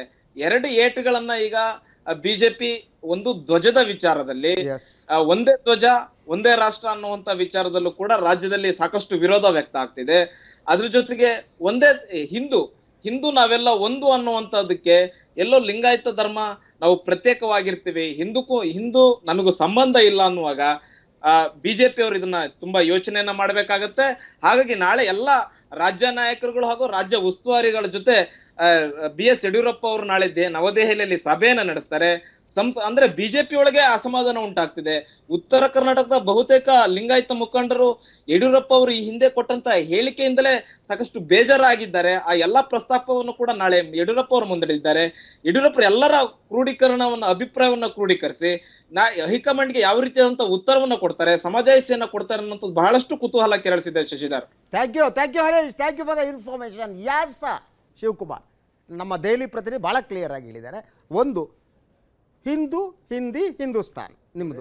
ಒಂದು ನಿಮಿಷ, ಒಂದೇ ನಿಮಿಷ ಸಾರ್, ಚರ್ಚೆ ಮಾಡೋಣ, ನಗ್ನಗ್ತಾ ಮಾಡೋಣ, ಚರ್ಚೆ ಮಾಡ್ಕೊಳ್ಳೋಣ. ಸೊ ಈ ಕಡೆ ಈ ಲಿಂಗಾಯತ ಪ್ರತ್ಯೇಕ ಧರ್ಮ ಮಾಡಿದ ತಕ್ಷಣ ಮೊದಲ ಬಗ್ನಿಗೂಟ ಬೀಳೋದು ಬಿಜೆಪಿಗೆ. ಈಗ ನಿಮ್ಗೆ ಎಂಥ ಸ್ಥಿತಿಯಲ್ಲಿ ಸಿಕ್ಕಾಕೊಂಡಿದ್ದೀರಿ ಅಂದರೆ, ಲಿಂಗಾಯತ ಧರ್ಮಕ್ಕೆ ಸಪೋರ್ಟ್ ಮಾಡಿದರೆ RSS ಸಿದ್ಧಾಂತಕ್ಕೆ ಬಗ್ನಿಗೂಟ, ಇಲ್ಲಪ್ಪ ಇದ್ರ ಸಪೋರ್ಟ್ ಮಾಡಕ್ಕೆ ಹೋದರೆ ನಿಮಗೆ ಬಗ್ನಿಗೂಟ. ಎಂತ ಕಟ್ಟಕ್ಕೆ ಸಿಕ್ಕಾಕೊಂಡ್ಬಿಟ್ರೆ sir. I am sympathising you please quite. Sir, ನಮ್ಮ ಪಾರ್ಟಿಯಲ್ಲಿ ಇವತ್ತಿನ ದಿವಸ ಯಾವುದೇ ತಳಮಳ ಇಲ್ಲ. ಸ್ಪಷ್ಟವಾಗಿ ಹೇಳ್ತೀನಿ, ಇವತ್ತಿನ ದಿವಸ ನಮ್ಮ ಸಿದ್ಧಾಂತ ಏನಿದೆ, ನಮ್ಮ ವಿಚಾರ ಏನಿದೆ, ಅದಕ್ಕೆ ನಾವು ಬದ್ಧರಾಗಿದ್ದೀವಿ. ಅದರಲ್ಲಿ ಎರಡು ಪ್ರಶ್ನೆ ಇಲ್ಲ. ಇವತ್ತಿನ ದಿವಸ ಇದೆಲ್ಲೋ ಹೇಳ್ತಾ ಇದ್ದೀನಿ, ನೀವು ಯಾಕೆ ತಲೆ ಕೆಡಿಸ್ಕೊತೀರಾ? ಇವತ್ತಿನ ದಿವಸ ಲಿಂಗಾಯತ ಮತ್ತೆ ವೈರಶೈವ ಅನ್ನೋದು ಆಯಾ ಧರ್ಮದಲ್ಲಿ ಏರ್ಪಟ್ಟ ಒಂದು ಗೊಂದಲ. ಆ ಗೊಂದಲವನ್ನ ಬಿಟ್ರೆ ಆ ಧರ್ಮದಲ್ಲಿ ಅವರು ಇವತ್ತಿನ ದಿವಸ ಅಲ್ಲಿ ಪ್ರಮುಖರಿದ್ದಾರೆ, ಧರ್ಮಗುರುಗಳಿದ್ದಾರೆ, ಸ್ವಾಮೀಜಿಗಳಿದ್ದಾರೆ, ಅವ್ರು ಕೂತ್ಕೊಂಡು ಇತ್ಯರ್ಥ ಮಾಡ್ತಾರೆ. ಯಾವ್ದು ಬೇಕು ಯಾವ್ದು ಬೇಡ ಒಂದು ಅದೊಂದು ಭಾಗ. ನಮ್ಮ ದೆಹಲಿ ಪ್ರತಿನಿಧಿ ಹೇಳಿದ ಪ್ರಕಾರ I want to know your clarification, right to reject it. ಒಂದು ಬಿಜೆಪಿಯ ಸರ್, ಒಂದು ನಿಮಿಷ, ಬಿಜೆಪಿಯ ಒಳಗಿರುವ ಉತ್ತರ ಕರ್ನಾಟಕದ ಲಿಂಗಾಯತ ನಾಯಕರುಗಳು ಈಗಾಗಲೇ ಯಡಿಯೂರಪ್ಪನವ್ರಿಗೆ ಹೇಳಿದ್ದಾರೆ, ಈ ವಿಚಾರದಲ್ಲಿ ಲಿಂಗಾಯತ ಪ್ರತ್ಯೇಕ ಧರ್ಮದ ವಿಚಾರದಲ್ಲಿ ವಿರೋಧ ಮಾಡಬೇಡಿ. Is it right or wrong? ಇಲ್ಲ, ಅದು ಚರ್ಚೆ ಇನ್ನು ಚರ್ಚೆ ಮಾಡಿಲ್ಲ, ಇಲ್ಲ, ಅದ್ರ ಬಗ್ಗೆ ಚರ್ಚೆನೇ ಆಗಿಲ್ಲ ಇನ್ನು. ಇವತ್ತಿನ ದಿವಸ ತಗೊಳ್ಳಿ, ಇನ್ನು ಯಾವ್ದು ಅದ್ರ ಬಗ್ಗೆ ಚರ್ಚೆ ಆಗಿಲ್ಲ. ಚರ್ಚೆಗೋಸ್ಕರ ಇವತ್ತಿನ ದಿವಸ ಕರೆದಿರ್ಬೋದು, ನಾಳೆ ಇಲ್ಲ ಅಂತ ಹೇಳಲ್ಲ. ನಾಳೆ ಕರೆದಿರೋದು ಒಟ್ಟಾರೆ ರಾಜಕೀಯ ಪರಿಸ್ಥಿತಿಗಳು, ಅದ್ರ ಜೊತೆಗೆ ಕರ್ನಾಟಕದಲ್ಲಿ ನಡೀತಾ ಇರುವಂತ ಒಂದು ಸಮಸ್ಯೆಗಳಿರ್ಬೋದು. ಇದ್ರ ಬಗ್ಗೆ ಸಂಸದರ ಜೊತೆಗೆ ಕನ್ನಡ ಧ್ವಜ ಸಾಕಷ್ಟು ಇರ್ತಾರೆ. ನೀವು ಅದನ್ನೇ ಅಂತ ಯಾಕೆ ಹೇಳ್ತೀರಾ? ಇವತ್ತಿನ ದಿವಸ ನಮ್ಮ ಏನು ಸಿದ್ಧಾಂತ ಇದೆ ಅದಕ್ಕೆ ನಾವು ಬದ್ಧರಾಗಿದ್ದೀವಿ. ನನಗೆ ಆಶ್ಚರ್ಯ ಅನ್ಸೋದೇನಂದ್ರೆ, ಬಿಜೆಪಿ ಇಂಥ ತನ್ನನ್ನು ತಾನು ಹೆಂಗೆ ಇಕ್ಕಟ್ಟಲ್ಲಿ ಸಿಕ್ಕಾಕೊಳ್ತಾ ಇದೆ, ಜನರಿಗೆ ಉತ್ತರ ಕೊಡೋಕ್ಕಾಗದೆ ಹೆಂಗೆ ಪರದಾಡ್ತಾ ಇರೋದಕ್ಕೆ ನಾಳೆಯ ಯಡಿಯೂರಪ್ಪನವ್ರ ಮೀಟಿಂಗ್ ಉದಾಹರಣೆ ನೋಡಿ. ಮಹಾದಾಯಿ ವಿಚಾರದಲ್ಲಿ 2 ವರ್ಷದಿಂದ ಉತ್ತರ ಕರ್ನಾಟಕದಲ್ಲಿ ಹೋರಾಟ ನಡೀತಾ ಇದೆ. ಅದಕ್ಕೆ ಸಂಬಂಧಪಟ್ಟಂಗೆ ಯಡಿಯೂರಪ್ಪನವ್ರು ಆಸಕ್ತಿ ವಹಿಸಿ ಇವತ್ತು ಮೀಟಿಂಗ್ ಕರೀಲಿಲ್ಲ. ಹಿಂದೆ ನಾವು ಕಾವೇರಿ ಇಶ್ಯೂ ಸಮಸ್ಯೆ ಆಯ್ತು, ಅದ್ರ ಬಗ್ಗೆ ಮಾತಾಡಲಿಲ್ಲ. ಅಷ್ಟೇ ಅಲ್ಲದೆ ಇದು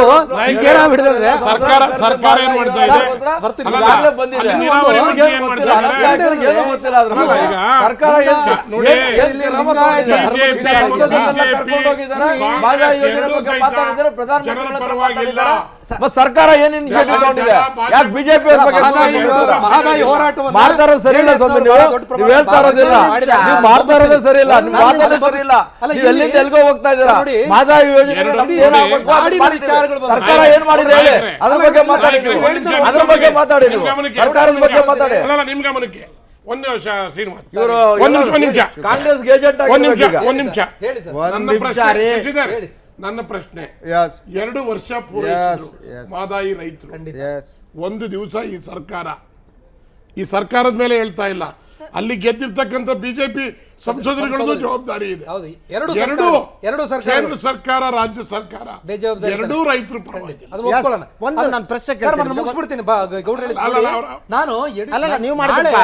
ನಾಳೆಯ ಸಭೆಗೆ ಸಂಬಂಧಪಟ್ಟಂಗೆ ನಾನು ಯಾಕೆ ಹಂಗೆ ಹೇಳಿದೆ ಗೌಡ್ರೆ ಅಂದ್ರೆ, ಇವರಿಗೆ ನಾಡಿನ ವಿಚಾರಗಳು ಬಂದಾಗ, ರಾಜ್ಯದೊಳಗಡೆ ಭಾವನಾತ್ಮಕವಾಗಿ ಒಂದು ಸಂಬಂಧ ಇರುವಂಥ ಒಂದು ಧ್ವಜದ ಪ್ರಶ್ನೆ ಬಂದಾಗ ಓ ಅಂತಂದೇಳಿ ಬಿಜೆಪಿ ವಿರೋಧ ಮಾಡಿಬಿಡುತ್ತೆ. ಈಗ ಲಿಂಗಾಯತ ಧರ್ಮದು ಈ ಕರ್ನಾಟಕ ರಾಜ್ಯದಿಂದನೇ ಹುಟ್ಟಿರುವಂತ ಧರ್ಮ ಅಲ್ವಾ, ಅದಕ್ಕೊಂದು ಮಾನ್ಯತೆ ಬರಲಿ ಅಂತ ಹೇಳಿ ಅದು ಪರವಾಗಿ ನಿಂತ್ಕೊಳ್ಳೋದು ಬದಲಾಗಿ ಇಡೀ ಬಿಜೆಪಿ RSS ಯಾಕೆ ವಿರೋಧ ನಿಂತ್ಕೊಳ್ತದೆ? ಈ ಪ್ರಶ್ನೆ ಬಂದಾಗ ಇವತ್ತು ಬಿಜೆಪಿ ತನ್ನನ್ನ ತಾನು ಇಕ್ಕಟ್ಟಿಗೆ ಸಿಕ್ಕಾಕೊಳ್ತಾ ಇದೆ. ನಾಡಿನ ಪ್ರಶ್ನೆಗಳು ಬಿಜೆಪಿ ಮುಖ್ಯ ಆಗ್ತಾ ಇಲ್ಲ. ಅವ್ರದ್ದು ಬಿಜೆಪಿ ಪರಿಕಲ್ಪನೆ ಕರ್ನಾಟಕದ ಮತ್ತು ಕನ್ನಡಿಗರ ಭಾವನೆಗಳಿಗೆ ಸ್ಪಂದಿಸುವ ಬದಲಾಗಿ ಅಲ್ಲಲ್ಲ. ಎಲ್ಲೋ ಡೆಲ್ಲಿ ಅವರ ಭಾವನೆಗಳಿಗೆ ಸ್ಪಂದಿಸುವ ಕೆಲಸ ಬಿಡಬೇಕು ಅಂತ ನಾನು ಅನಂತ ಹೇಳ್ತೀನಿ. ಅವ್ರು ಅಖಂಡ ಭಾರತ ಸರ್ ಏನ್ ಅಖಂಡ ಭಾರತ ಸರ್? ಅಖಂಡ ಭಾರತ ನೀವು ಕನ್ನಡಿಗರ ಬಗ್ಗೆ ಮಾತಾಡಿ, ಅಖಂಡ ಮಾತಾಡ್ಲಿ ಅಲ್ವಾ? ಈ ನೆಲದ ಬಗ್ಗೆ ಮಾತಾಡ್ಲಿ. ನೀವು ಅಲ್ಲಿ ಯಾರು ಡೆಲ್ಲಿ ಅವರು ಹೇಳಿದ್ದನ್ನ ಯಾಕೆ ಹೇಳ್ತೀರಿ? ಇಲ್ಲಿದನ್ನ ಡೆಲ್ಲಿ ಅವ್ರಿಗೆ ಹೇಳಿ ಅರ್ಥ ಮಾಡಿಸಿ ಅಲ್ವಾ? ಎಸ್ ರಾಜ್ಯ ಒಂದು ಇವರು ಎತ್ತಿದ ಪ್ರಶ್ನೆ, ರಾಜ್ಯ ಸರ್ಕಾರ 2 ಸಲ ಸಿದ್ದರಾಮಯ್ಯನವರ ನೇತೃತ್ವದಲ್ಲಿ ಎಲ್ಲ ಇಲ್ಲಿನ ಗೆದ್ದಂತ ಎಂಪಿಗಳನ್ನ ನಿಯೋಗ ಕರ್ಕೊಂಡೋಗಿ 2 ಸಲ ಮಾನ್ಯ ಯಾರು ನಮ್ಮ ಪ್ರೈಮ್ ಮಿನಿಸ್ಟರ್ಗೆ ಮೋದಿ ಅವರಿಗೆ ಕೂತ್ಕೊಂಡು ಲೆಟರ್ ಕೊಟ್ಟು ಅಲ್ಲಿ ಅವರು ಮಹದಾಯಿ ವಿಚಾರವಾಗ್ಲಿ ಅಥವಾ ನಮ್ಮ ಕಾವೇರಿ ವಿಷಯವಾಗ್ಲಿ ಯಾವಾಗ್ಲೂ ಅವರು ಹೋರಾಡಿದ್ದಾರೆ. ಆದ್ರೆ ಇಲ್ಲಿನ ಬಿಜೆಪಿ ಏನು ನಮ್ಮ ಎಂಪಿಗಳಿದ್ದಾರೆ ತುಟಕ್ ಪಿಟಕ್ ಅಂತ ಇರ್ಲಿಲ್ಲ. ಒಂದು ಸಲ ಹೇಳಕ್ ಹೋಗ್ತಾ ಇರ್ಲಿಲ್ಲ.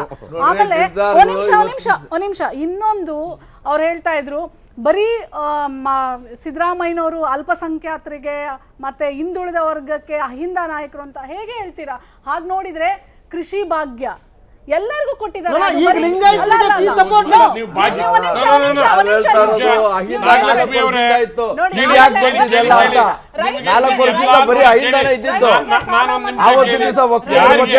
ಬಗ್ಗೆ ಮಾತಾಡಿಲ್ಲ.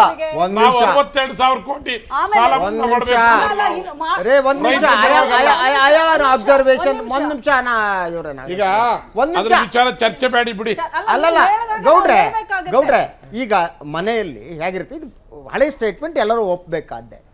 ಯಾರೋ ಒಬ್ಬ ಅಂಗವಿಕಲ ಇದ್ದರೆ ತಾಯಿ ಅವನು ಹೆಚ್ಚಿನ ಲಕ್ಷ್ಯ ಕೊಡ್ತಾರೆ. ಅಹಿಂದನೋ ದಲಿತರಿಗೆ ಯಾಕೆ ಕೊಡಬೇಕು ಅಂದರೆ ಅವರು ಕುಟುಂಬದಲ್ಲಿರುವ ಅಂಗವಿಕಲರು, 100 ಜಾತಿಗಳಿದಾವೆ ಅಹಿಂದದ. You should understand that. ಆದ್ದರಿಂದ ಯಾವುದೇ ಒಂದು ಸಮಾಜದಲ್ಲಿ ಶಶಿಧರ್ ಭಟ್ ಯಾರು ಮೇಲ್ಜಾತಿ ಜಾತಿ ಲಾಭ ಪಡೆದಾರ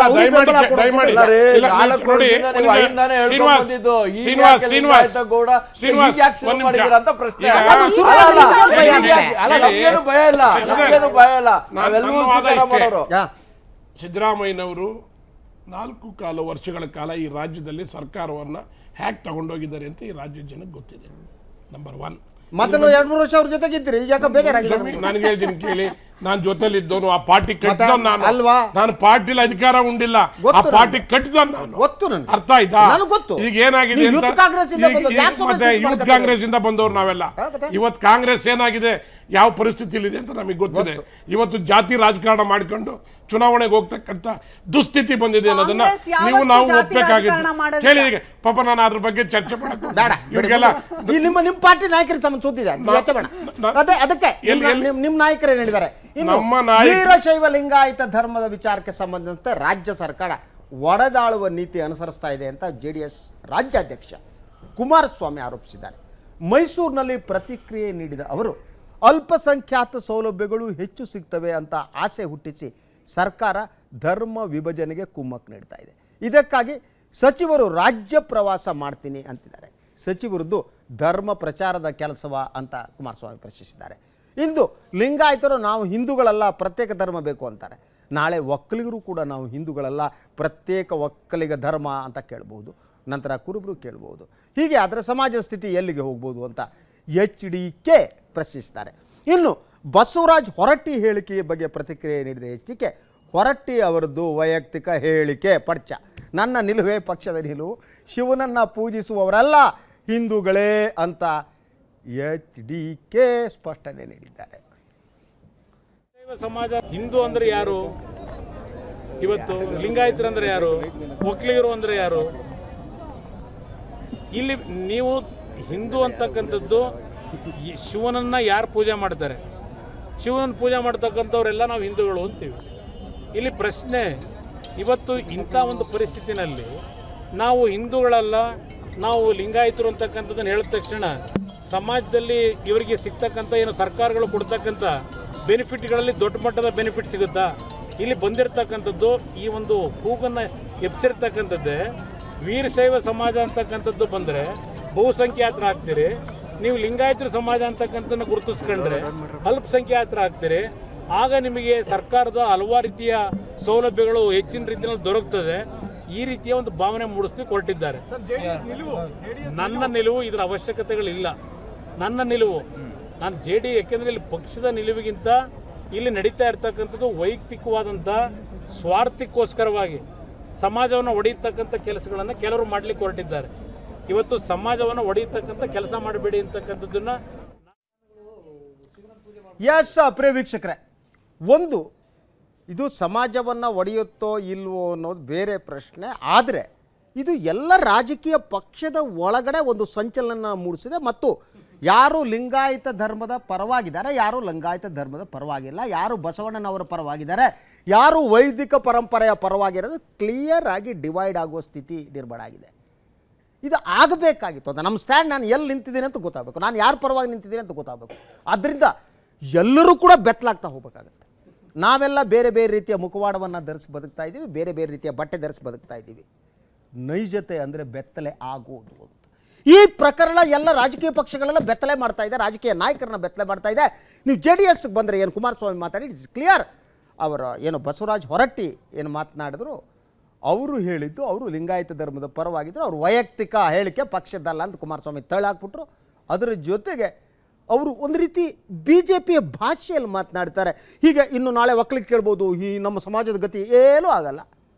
ಇಷ್ಟೆಲ್ಲ ಧರ್ಮಗಳಿವೆ, ಏನು ಇನ್ನು 10 ಧರ್ಮ ಹುಟ್ಟರು ಏನಾಗುತ್ತೆ ಕೇಳಿರಿ ನೀವು.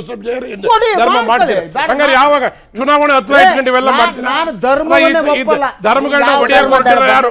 ಅಲ್ಲ ಅದನ್ನ ಹೇಳ್ಬೇಕಲ್ವಾ? ಏನ್ ಧರ್ಮ ಯಾವುದು? ಹೌದು, ಈಗ ಏನಾಗಿದೆ ಧರ್ಮ ಇದೆಯಲ್ಲ, ಧರ್ಮ ಅನ್ನೋದು ಸಂಸ್ಕೃತ ದೃ ಅನ್ನುವ ಮೂಲ ಧಾತು ಬಂದಿದೆ. ದೃ ಅನ್ನುವ ಮೂಲ ಧಾತುವಿನ ಅರ್ಥ ಬದುಕನ್ನ ಎತ್ತರಿಸುವುದು. ಈಗ ಯಾವುದು ಬದುಕನ್ನ ನಮ್ಮ ನಾಯಕರ ನೋಡಿ ಶಶಿಧರ್ ಭಟ್ರೆ, ಕುಮಾರಸ್ವಾಮಿ ಅವರಾಗ್ಲಿ ನಮ್ಮ ಪಕ್ಷ ಆಗ್ಲಿ ಈ ಒಂದು ಧರ್ಮಕ್ಕೋಸ್ಕರ ವಿರೋಧ ಅಲ್ಲ. ಈ ಸಂದರ್ಭ ನಮಗೂ ಭಯ ಇಲ್ಲ. ನೋಡಿ ಸ್ವಾಮಿ, ಬಿಜೆಪಿಯವರು ಕಾಂಗ್ರೆಸ್ಗೆ ಭಯ ಇರ್ಬೋದು, ನಮ್ಗೆ ಯಾವ ಭಯನೂ ಇಲ್ಲ.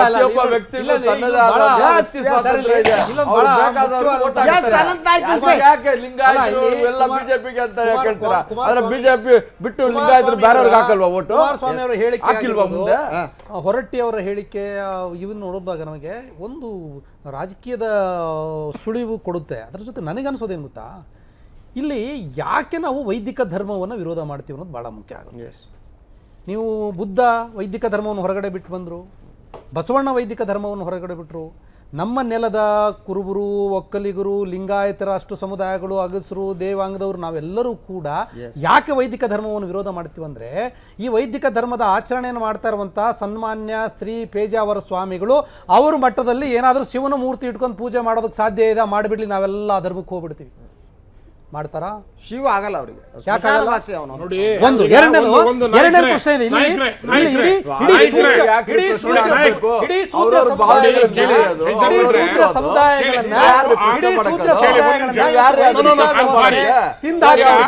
ಹಾಗಾಗಿ ನಾವು ಗೌರವದಿಂದ ಹೇಳ್ತೀವಿ, ನಾವು ಬಸವಣ್ಣ ಶ್ರೀಗಳು,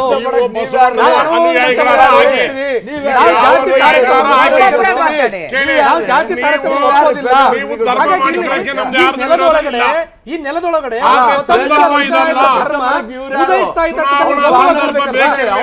ಒಂದು ಬೌದ್ಧ ಧರ್ಮ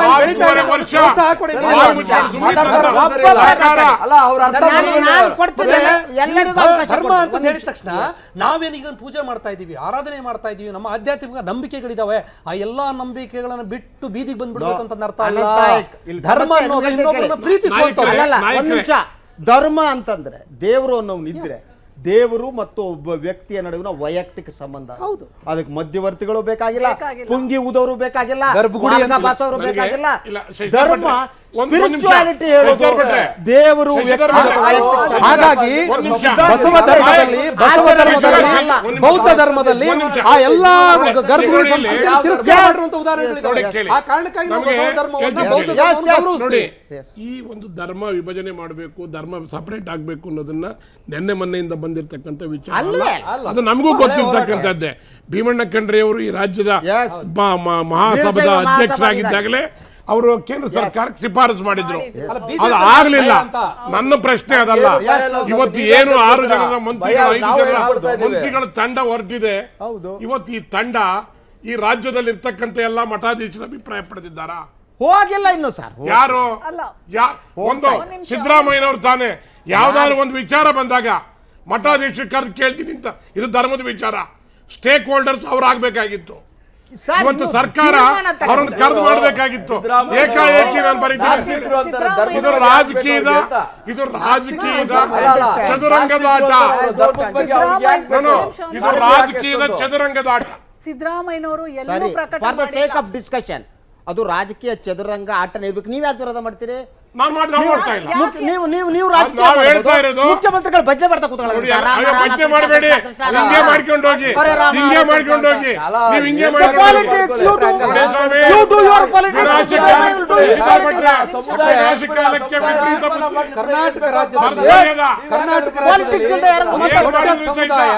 ಕರ್ನಾಟಕ ರಾಜ್ಯದಲ್ಲಿ ಒಂದು ದೊಡ್ಡ ಸಮುದಾಯ, ಸುಮಾರು 112 ಜಾತಿ ಇರುವಂತಹ ದೊಡ್ಡ ಸಮುದಾಯ ನಮಗೊಂದು ಪ್ರತ್ಯೇಕ ಧರ್ಮದ ಮಾನ್ಯತೆ ಕೊಡಿ ಅಂತ ಹೇಳಿ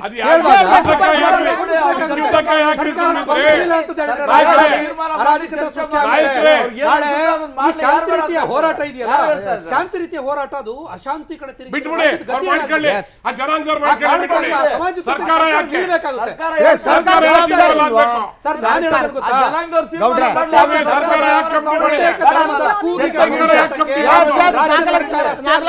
ಕೇಂದ್ರ ಸರ್ಕಾರವು ಕೂಡ ಸ್ಪಂದಿಸಬೇಕಾಗುತ್ತೆ. ಅವರ ಬೇಡಿಕೆಯನ್ನು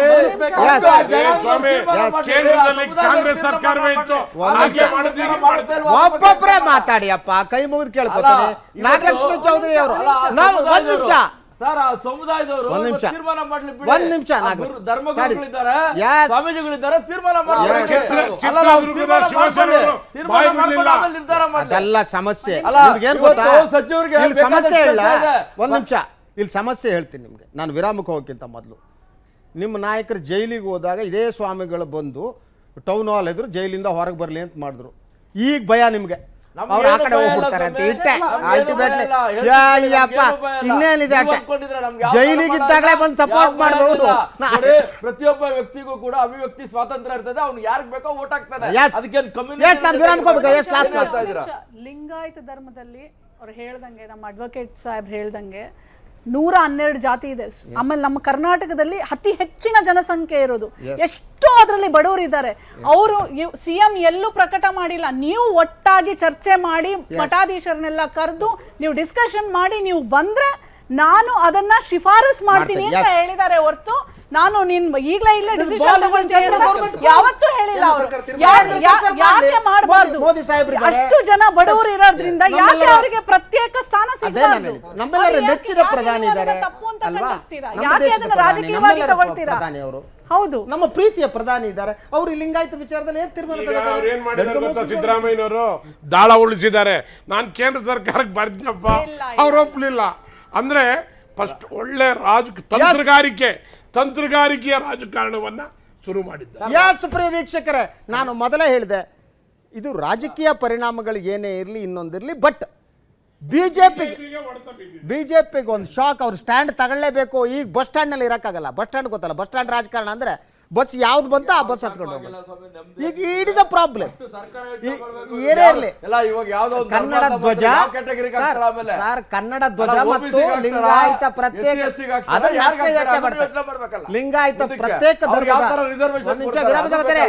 ಈ ಎರಡು ವಿಚಾರಗಳು ಒಂದು ರೀತಿಯಲ್ಲಿ ಬಿಜೆಪಿಗೆ ಮರ್ಮಾಘಾತವನ್ನು ಉಂಟು ಮಾಡಿದೆ. ಯಾಕಂದ್ರೆ ಇಡೀ ಬಿಜೆಪಿಯ ರಾಜಕಾರಣ ಅದು ಒಂದು ಲಿಂಗಾಯತ ರಾಜಕಾರಣವಾಗಿ ಪರಿವರ್ತನೆಗೊಂಡಿತ್ತು. ಇಡೀ ಸಮುದಾಯ ನನ್ನ ಕಿಸೆಯಲ್ಲಿದೆ ಅಂತ ಬಿಜೆಪಿ ನಾಯಕರು ನಂಬಿದ್ರು. ತಪ್ಪಭಿಪ್ರಾಯ. ಆದರೆ ಅದು ಸುಳ್ಳು ಅನ್ನುವುದೇನಿದೆ ಮತ್ತೆ ಸಾಬೀತಾಗ್ತಾನೂ ಬಂದಿತ್ತು. ಈವನ್ 2 ಉಪಚುನಾವಣೆಗಳಲ್ಲಿ ಸಾಬೀತಾಗಿತ್ತು. ಈಗ ಇದು ಇನ್ನೊಂದು ಮರ್ಮಾಘಾತ. ಬಿಜೆಪಿ ಹ್ಯಾಂಗ್ ಸಹಿಸ್ಕೊತ ಗೊತ್ತಿಲ್ಲ. ನಾಳೆ ಅವ್ರು ಚರ್ಚೆ ಮಾಡ್ತಾರಂತ. ನಾಳೆ ಏನು ಚರ್ಚೆ ಮಾಡ್ತಾರೆ ನೋಡೋಣ. JDS ಬಂಡಾಯ ಶಾಸಕ ಜಮೀರ್ ಅಹ್ಮದ್ ಪಕ್ಷದ ಮುಖಂಡರಿಗೆ ಆಗಾಗ ಟಾಂಗ್ ನೀಡ್ತಾನೆ ಇರ್ತಾರೆ. ಇದೀಗ JDS ನಾಯಕರಿಗೆ ಜನಸಮೂಹದ ಬೆಂಬಲದೊಂದಿಗೆ ಉತ್ತರ ನೀಡ್ತೀನಿ ಅಂತ ಅವರು ಮುಂದಾಗಿದ್ದಾರೆ. ಇತ್ತೀಚೆಗಷ್ಟೇ ಜಮೀರ್ ಕಾರ್ಯಕ್ಷೇತ್ರ ಚಾಮರಾಜಪೇಟೆಯಲ್ಲಿ JDS ಸಭೆ ನಡೆಸುವ ಮೂಲಕ ಪ್ರದರ್ಶನ ಮಾಡಿತ್ತು. ಇದರಿಂದ ಮತ್ತಷ್ಟು ಜಿದ್ದಿಗೆ ಬಿದ್ದಿರೋ ಜಮೀರ್ ದೇವೇಗೌಡರಿಗೆ ಸಮಾವೇಶದ ಮೂಲಕನೇ ಉತ್ತರ ನೀಡೋದಕ್ಕೆ ಸಿದ್ಧತೆ ನಡೆಸಿದ್ದಾರೆ. ಅಚ್ಚರಿ ಅಂದರೆ ದೇವೇಗೌಡರು ಸಭೆ ನಡೆಸಿದ ಮಾರನೇ ದಿನದಲ್ಲೇ ಜಮೀರ್ ಚಾಮರಾಜಪೇಟೆಯಲ್ಲಿ ಮತದಾರನ ಸೆಳೆಯೋದಕ್ಕೆ ಫೀಲ್ಡ್ಗೆ ಇಳಿದಿದ್ದಾರೆ. ಅದರಲ್ಲೂ ತಮ್ಮ ಹುಟ್ಟುಹಬ್ಬದ ದಿನದಂದು ಬಾಲಿವುಡ್ ಸ್ಟಾರ್ಸ್ಗಳನ್ನು ಕರೆತಂದು ಅವರು ಶೋ ನೀಡ್ತಾರಂತೆ. ಇನ್ನು ಜಮೀರ್ ಅಭಿಮಾನಿ ಬಳಗ ಹೆಸರಿನಲ್ಲಿ ಬೃಹತ್ ಸಮಾವೇಶ ಕೂಡ ನಡೀತಾ ಇದೆ.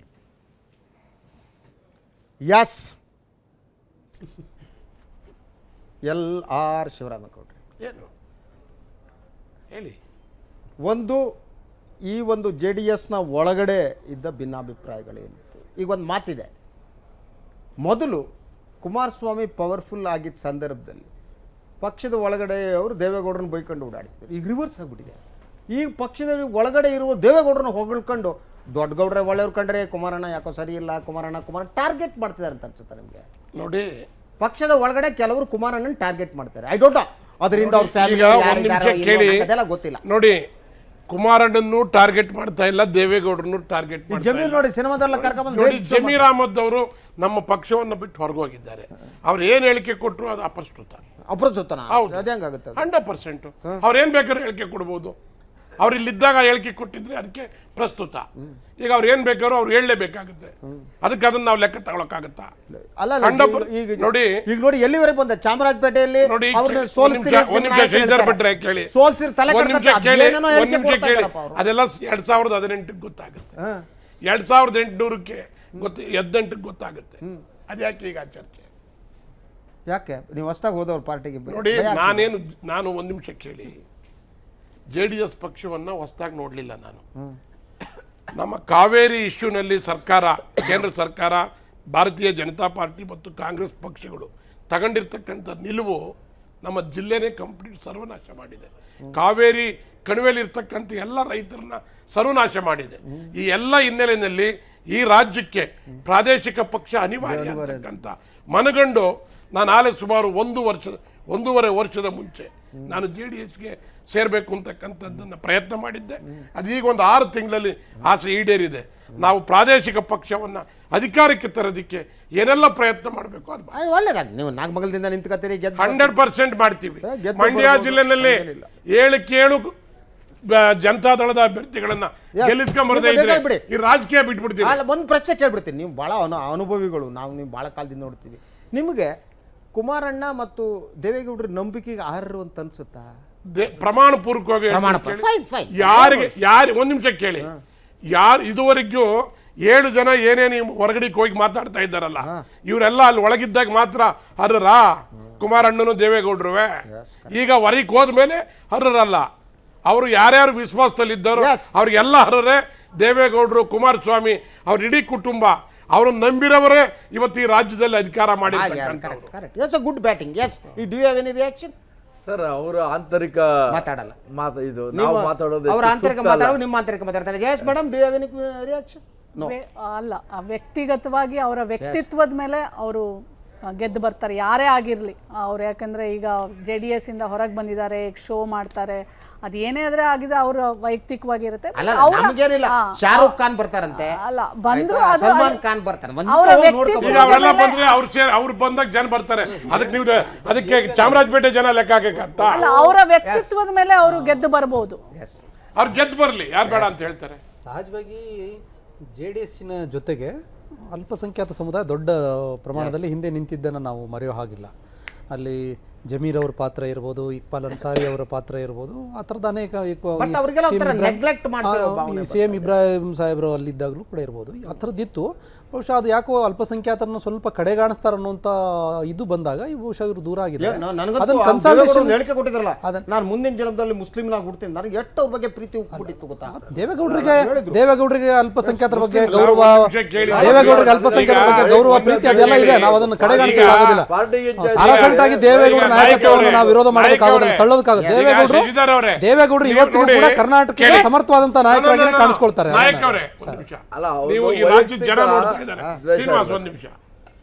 7 ಜನ ಮುಖಂಡರುಗಳು, ಬಂಡಾಯ ಶಾಸಕರುಗಳು ಏನಿದ್ದಾರೆ, ಇವರಿಗೆ ವಿರೋಧ ಬಂದಿದ್ದು, ಭಿನ್ನಾಭಿಪ್ರಾಯ ಬಂದಿದ್ದು ಯಾವ ಸಂದರ್ಭದಲ್ಲಿ?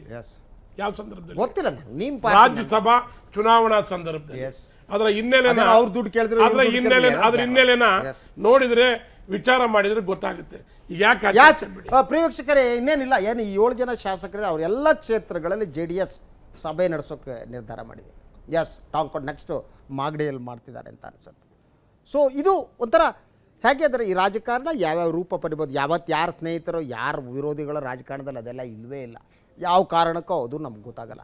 ಏನಿವೆ ನೋಡೋಣ JDS ಬೆಳವಣಿಗೆ ಏನಾಗುತ್ತೆ ಅಂತ. ಎಸ್, ಮುಂದಿನ ಸುದ್ದಿ ಅಂತ ನೋಡೋಣ.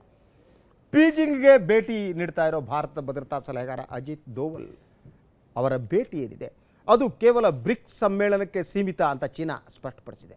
ಈ ಕುರಿತು ಚೀನಾ ಸರ್ಕಾರದ ಮುಖವಾಣಿ ಗ್ಲೋಬಲ್ ಟೈಮ್ಸ್ ವರದಿ ಮಾಡಿದ್ದು, ಸಿಕ್ಕಿಂನ ದೋಕ್ಲಾಮ್ ಗಡಿ ಉಲ್ಲಂಘನೆಗೆ ಸಂಬಂಧಿಸಿದ ಭಾರತ ಸೇನೆ ಹಿಂದೆ ತೆಗೆದುಕೊಳ್ಳುವವರೆಗೆ ಮಾತುಕತೆ ಅಸಾಧ್ಯ ಅಂತ ಹೇಳಿದೆ. ಬ್ರಿಕ್ಸ್ನಲ್ಲಿ ಉಭಯ ದೇಶಗಳ ರಾಷ್ಟ್ರೀಯ ಭದ್ರತಾ ಸಲಹೆಗಾರರು ಭೇಟಿಯಾಗ್ತಾರೆ. ಆದರೆ ಇದು ಗಡಿ ಉದ್ವಿಗ್ನತೆಯ ಶಮನಕ್ಕಾಗಿ ಇರುವ ವೇದಿಕೆ ಅಲ್ಲ ಅಂತಲೂ ಕೂಡ ಪತ್ರಿಕೆ ಅಭಿಪ್ರಾಯಪಟ್ಟಿದೆ. ಅಲ್ಲದೆ ಚೀನಾ ಸೇನೆಯ ದಾಳಿಯನ್ನು ತಾಳಿಕೊಳ್ಳುವ ಶಕ್ತಿ ಭಾರತ ಅಥವಾ ಭಾರತೀಯ ಸೇನೆಗೆ ಇಲ್ಲ. ಸೇನೆ ಹಿಂತೆಗೆದುಕೊಳ್ಳದಿದ್ದರೆ ಭಾರತ ತಕ್ಕ ಬೆಲೆ ತೆರಬೇಕಾಗತ್ತೆ ಅಂತಲೂ ಗ್ಲೋಬಲ್ ಟೈಮ್ಸ್ ಪುನಃ ಮತ್ತೊಮ್ಮೆ ಎಚ್ಚರಿಕೆ ನೀಡಿದೆ. ಇಡೀ ನಮ್ಮ ಏಷ್ಯಾದ ರಾಜಕಾರಣ ಇದೆ, ಇಲ್ಲಿ ಭಾಳ ಸ್ಪಷ್ಟ ಇರೋದು ಭಾರತ ಮತ್ತು ಚೀನಾದ ನಡುವಿನ ಈ ಫೈಟ್ ಏನಿದೆ, ಏಕಸ್ವಾಮ್ಯದ ಫೈಟ್ ಅಂತಿರೋ ಏನಂತಿರೋ ಗೊತ್ತಿಲ್ಲ. ಆದರೆ ಒಂದೊಂದು ಸ್ಪಷ್ಟ, ಚೀನಾ ಭಾರತದ ಸುತ್ತ ಇರುವ ಎಲ್ಲ ದೇಶಗಳನ್ನು ಸ್ನೇಹವನ್ನು ಸಂಪಾದಿಸ್ತಾ ಸುತ್ತುವರಿತಾ ಇದೆ.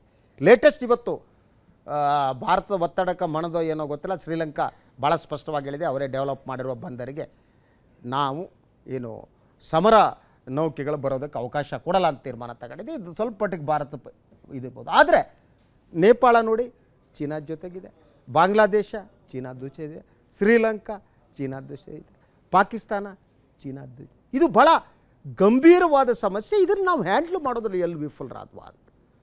ಸೊ ಈಗ ಡೋಕ್ಲಾಮ್ದಲ್ಲಿ ಏನು ನಡೀತಾ ಇದೆ ಅದು ಇವತ್ತು ನಡೀತಾ ಇರೋದು ಅಲ್ಲ, ಅದು ಹಲವು ವರ್ಷಗಳಿಂದ ಅದರ ಬಗ್ಗೆ ನಡೀತಾ ಇದೆ, ಸೈನ್ಯಗಳು ಹೋಗ್ತಾ. ಆದರೆ ಇವತ್ತು ಒಂದು ಅಗ್ರೆಸಿವ್ ಮೂಡ್ ಏನಿದೆ ಚೀನಾದಲ್ಲಿ, ತುಂಬ ಅಗ್ರೆಸಿವ್ ಮೂಡ್ ಕಾಣ್ತಾ ಇದೆ. ಅದು ನಾವು ಇತ್ತೀಚೆಗೆ ನಮ್ಮ ನಿಲುವೆ ಏನಿದೆ, ಅವರ ಬೇರೆ ಬೇರೆ ಚೀನಾ ಪಾಕಿಸ್ತಾನ ಎಕಾನಮಿಕ್ ಕಾರಿಡಾರ್ ಇರ್ಬೋದು, ಬೇರೆ ಬೇರೆ ಅವರ ವಿಚಾರದಲ್ಲಿ ಭಾರತ ಹೊಂದಿರುವ ವಿಭಿನ್ನ ನಿಲುವು ಇರ್ಬೋದು. But still I believe Bharat ಇದನ್ನೆಲ್ಲ ಹೇಗೆ ಹ್ಯಾಂಡಲ್ ಮಾಡುತ್ತೆ ಅನ್ನೋ ಕುತೂಹಲ ನನಗಂತೂ ಇದೆ. Anant Naik, I want to know this. ಒಂದು, ಚೀನಾ ಎಲ್ಲ ಕಡೆಯಿಂದ ಸುತ್ತುವರಿತಾ ಇದೆ. ಇದರಲ್ಲಿ ನೀವು ಹೇಳಿದಂಗೆ ಎರಡು ಮುಖ್ಯ ಅಂಶಗಳಿದ್ದಾವೆ ಇದರಲ್ಲಿ.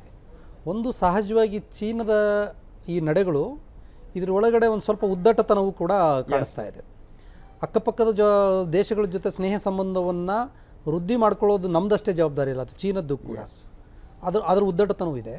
ಸೇಮ್ ಟೈಮ್ ನಮ್ಮ ದೇಶದ ಕಡೆಯಿಂದ ಒಂದು ಅಕ್ಕಪಕ್ಕದ ದೇಶಗಳ ಜೊತೆ ಒಂದು ಸ್ನೇಹ ಸಂಬಂಧವನ್ನು ಗಟ್ಟಿಯಾಗಿ ಉಳಿಸ್ಕೊಳ್ಳೋಕೆ ಬೇಕಾಗುವಂಥ ಪ್ರಕ್ರಿಯೆಗಳು ನಡೀಬೇಕಲ್ಲ, ಆ ಪ್ರಕ್ರಿಯೆಗಳಲ್ಲಿ ಒಂದು ರೀತಿಯಲ್ಲಿ ಮಿತಿಗಳಲ್ಲಿ ನೋಡ್ತಾ ಇದ್ದೀವಿ.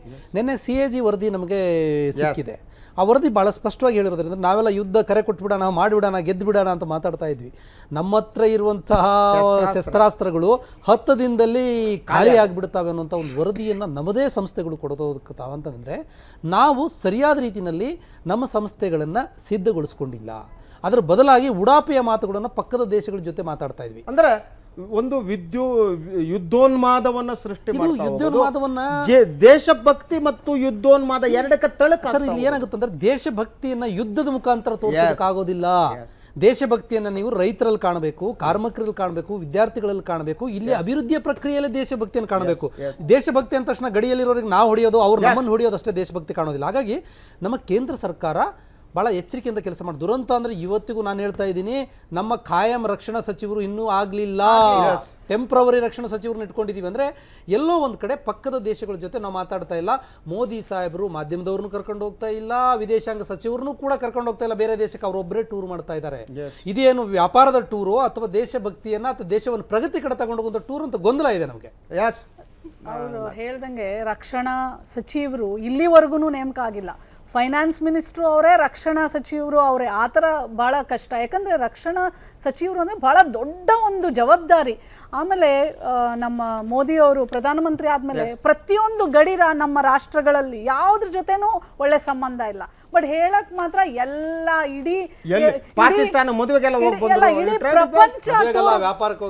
ಇಡೀ ಪ್ರಪಂಚ ಟೂರ್ ಮಾಡ್ತಾರೆ. ಮತ್ತೆ ಪ್ರತಿಯೊಂದ್ರಲ್ಲೂ ಮೊನ್ನೆ ರಿಪೋರ್ಟ್ಸ್ ಅಲ್ಲಿ ನೋಡಿ ಎಲ್ಲಾದ್ರಲ್ಲೂ ಒಂದು ಎಲ್ಲ ಅಂಬಾನಿ ಇರ್ಬೋದು, ಎಲ್ಲಾರ್ಗು ಒಂದು ಏನೋ ಒಂದ್ ಕಡೆ ಬಿಸ್ನೆಸ್ ಬಂದಿದೆ ಹೊರತು ಎಲ್ಲೋ ಒಂದ್ ಕಡೆ ಅದು ನಿಜವಾಗ್ಲೂ ಯಾವ ಸಂಬಂಧ ನಾವು ಇಂಪ್ರೂವ್ ಮಾಡಬೇಕು ಅದ್ರ ಬಗ್ಗೆ ಅವ್ರು ಯಾವುದೇ ಅಂತ ಒಂದು ಮಾಡಿಲ್ಲ. ಈಗ ಬಹಳ ದಿವಸದಿಂದ ಯುದ್ಧದ್ದು ಕಾರ್ಬೋರ್ಡ ಇಡೀ ದೇಶದ ಜನಗಳ ಮೇಲೆ ಬಿದ್ದಿದೆ.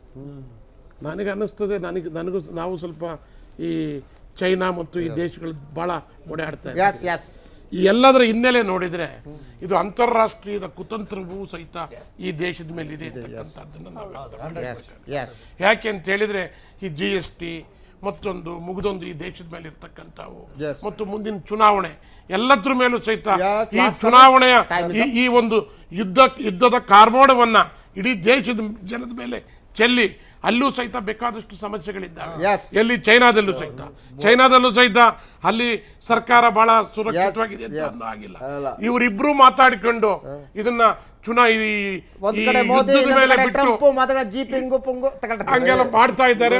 ಅದಕ್ಕೋಸ್ಕರ ಇದು ಯಾವ ಯುದ್ಧನೂ ಆಗೋದಿಲ್ಲ ಅಂತೇಳಿ ನಾವು ಭಾವನೆ ಮಾಡ್ತೀವಿ. ಅಲ್ಲ ಬರೀ ವ್ಯಾಪಾರಕ್ಕೋಸ್ಕರ ಮೋದಿ ಅವರು ಹೋಗಿಲ್ಲ, ಅದ್ರ ಜೊತೆಗೆ ಅವ್ರ ಸಂಬಂಧಗಳು ಕೂಡ ಒಳ್ಳೆ ರೀತಿಯಲ್ಲಿ ಬೆಳೆಸ್ಕೋಬೇಕು ಅಂತೇಳಿ ವ್ಯಾಪಾರನೂ ಮಾಡಿದ್ದಾರೆ.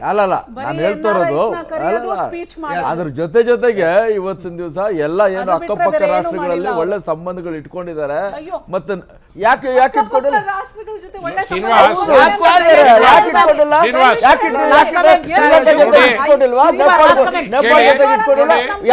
ಯಾಕೆ ಹೋಗಿರ್ಲಿಲ್ವಾ ನೇಪಾಳಕ್ಕೆ?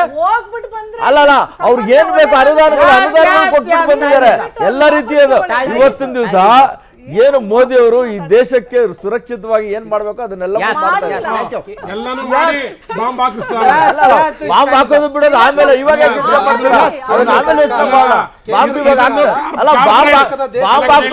ನೀವೇ ಹೇಳಿದ್ರೆ ನೀವ್ ಯಾಕೆ ಅದ್ರ ಬಗ್ಗೆ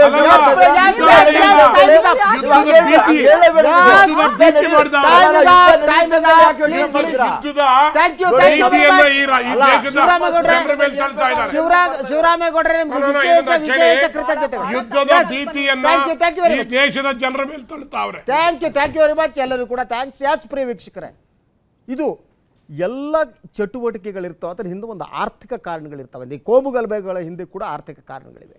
ಹಾಗೆ ಈ ಯುದ್ಧ ಭೀತಿಯನ್ನು ಹರಡುವುದರ ಹಿಂದೆ ಕೂಡ ಒಂದು ಆರ್ಥಿಕತೆ ಕೆಲಸ ಮಾಡುತ್ತೆ. ಯಾರು ಯುದ್ಧ ಸಾಮಗ್ರಿಗಳನ್ನು ಸರಬರಾಜು ಮಾಡ್ತಾರಲ್ಲ ಅವು ಬಹುದೊಂದು ಯುದ್ಧ ನಡೆದ್ರೆ ಲಾಭ ಆಗೋದು ಅವರಿಗೆ. ಅಲ್ಟಿಮೇಟ್ಲಿ ಸಫರ್ ಆಗೋರು ಸಾಮಾನ್ಯ ಜನ. ಸೊ ಇದ್ರ ಹಿಂದೆ ಅಂತಾರಾಷ್ಟ್ರೀಯ ರಾಜಕಾರಣ ಇರ್ಬೋದು, ಇನ್ನೊಂದು ಇರ್ಬೋದು. ಎನಿವೆ, ಇದಾಗಿತ್ತು ಇವತ್ತಿನ ಪ್ರೈಮ್ ನ್ಯೂಸ್. ನಾಳೆ ಇದೇ ಹೊತ್ತಿಗೆ ಹಾಜರಾಗ್ತೀರಿ ವಿಶೇಷ ಸುದ್ದಿಗಳೊಂದಿಗೆ. ಅಲ್ಲಿವರೆಗೆ ಎಲ್ಲರೂ ಕೂಡ ಶುಭರಾತ್ರಿ.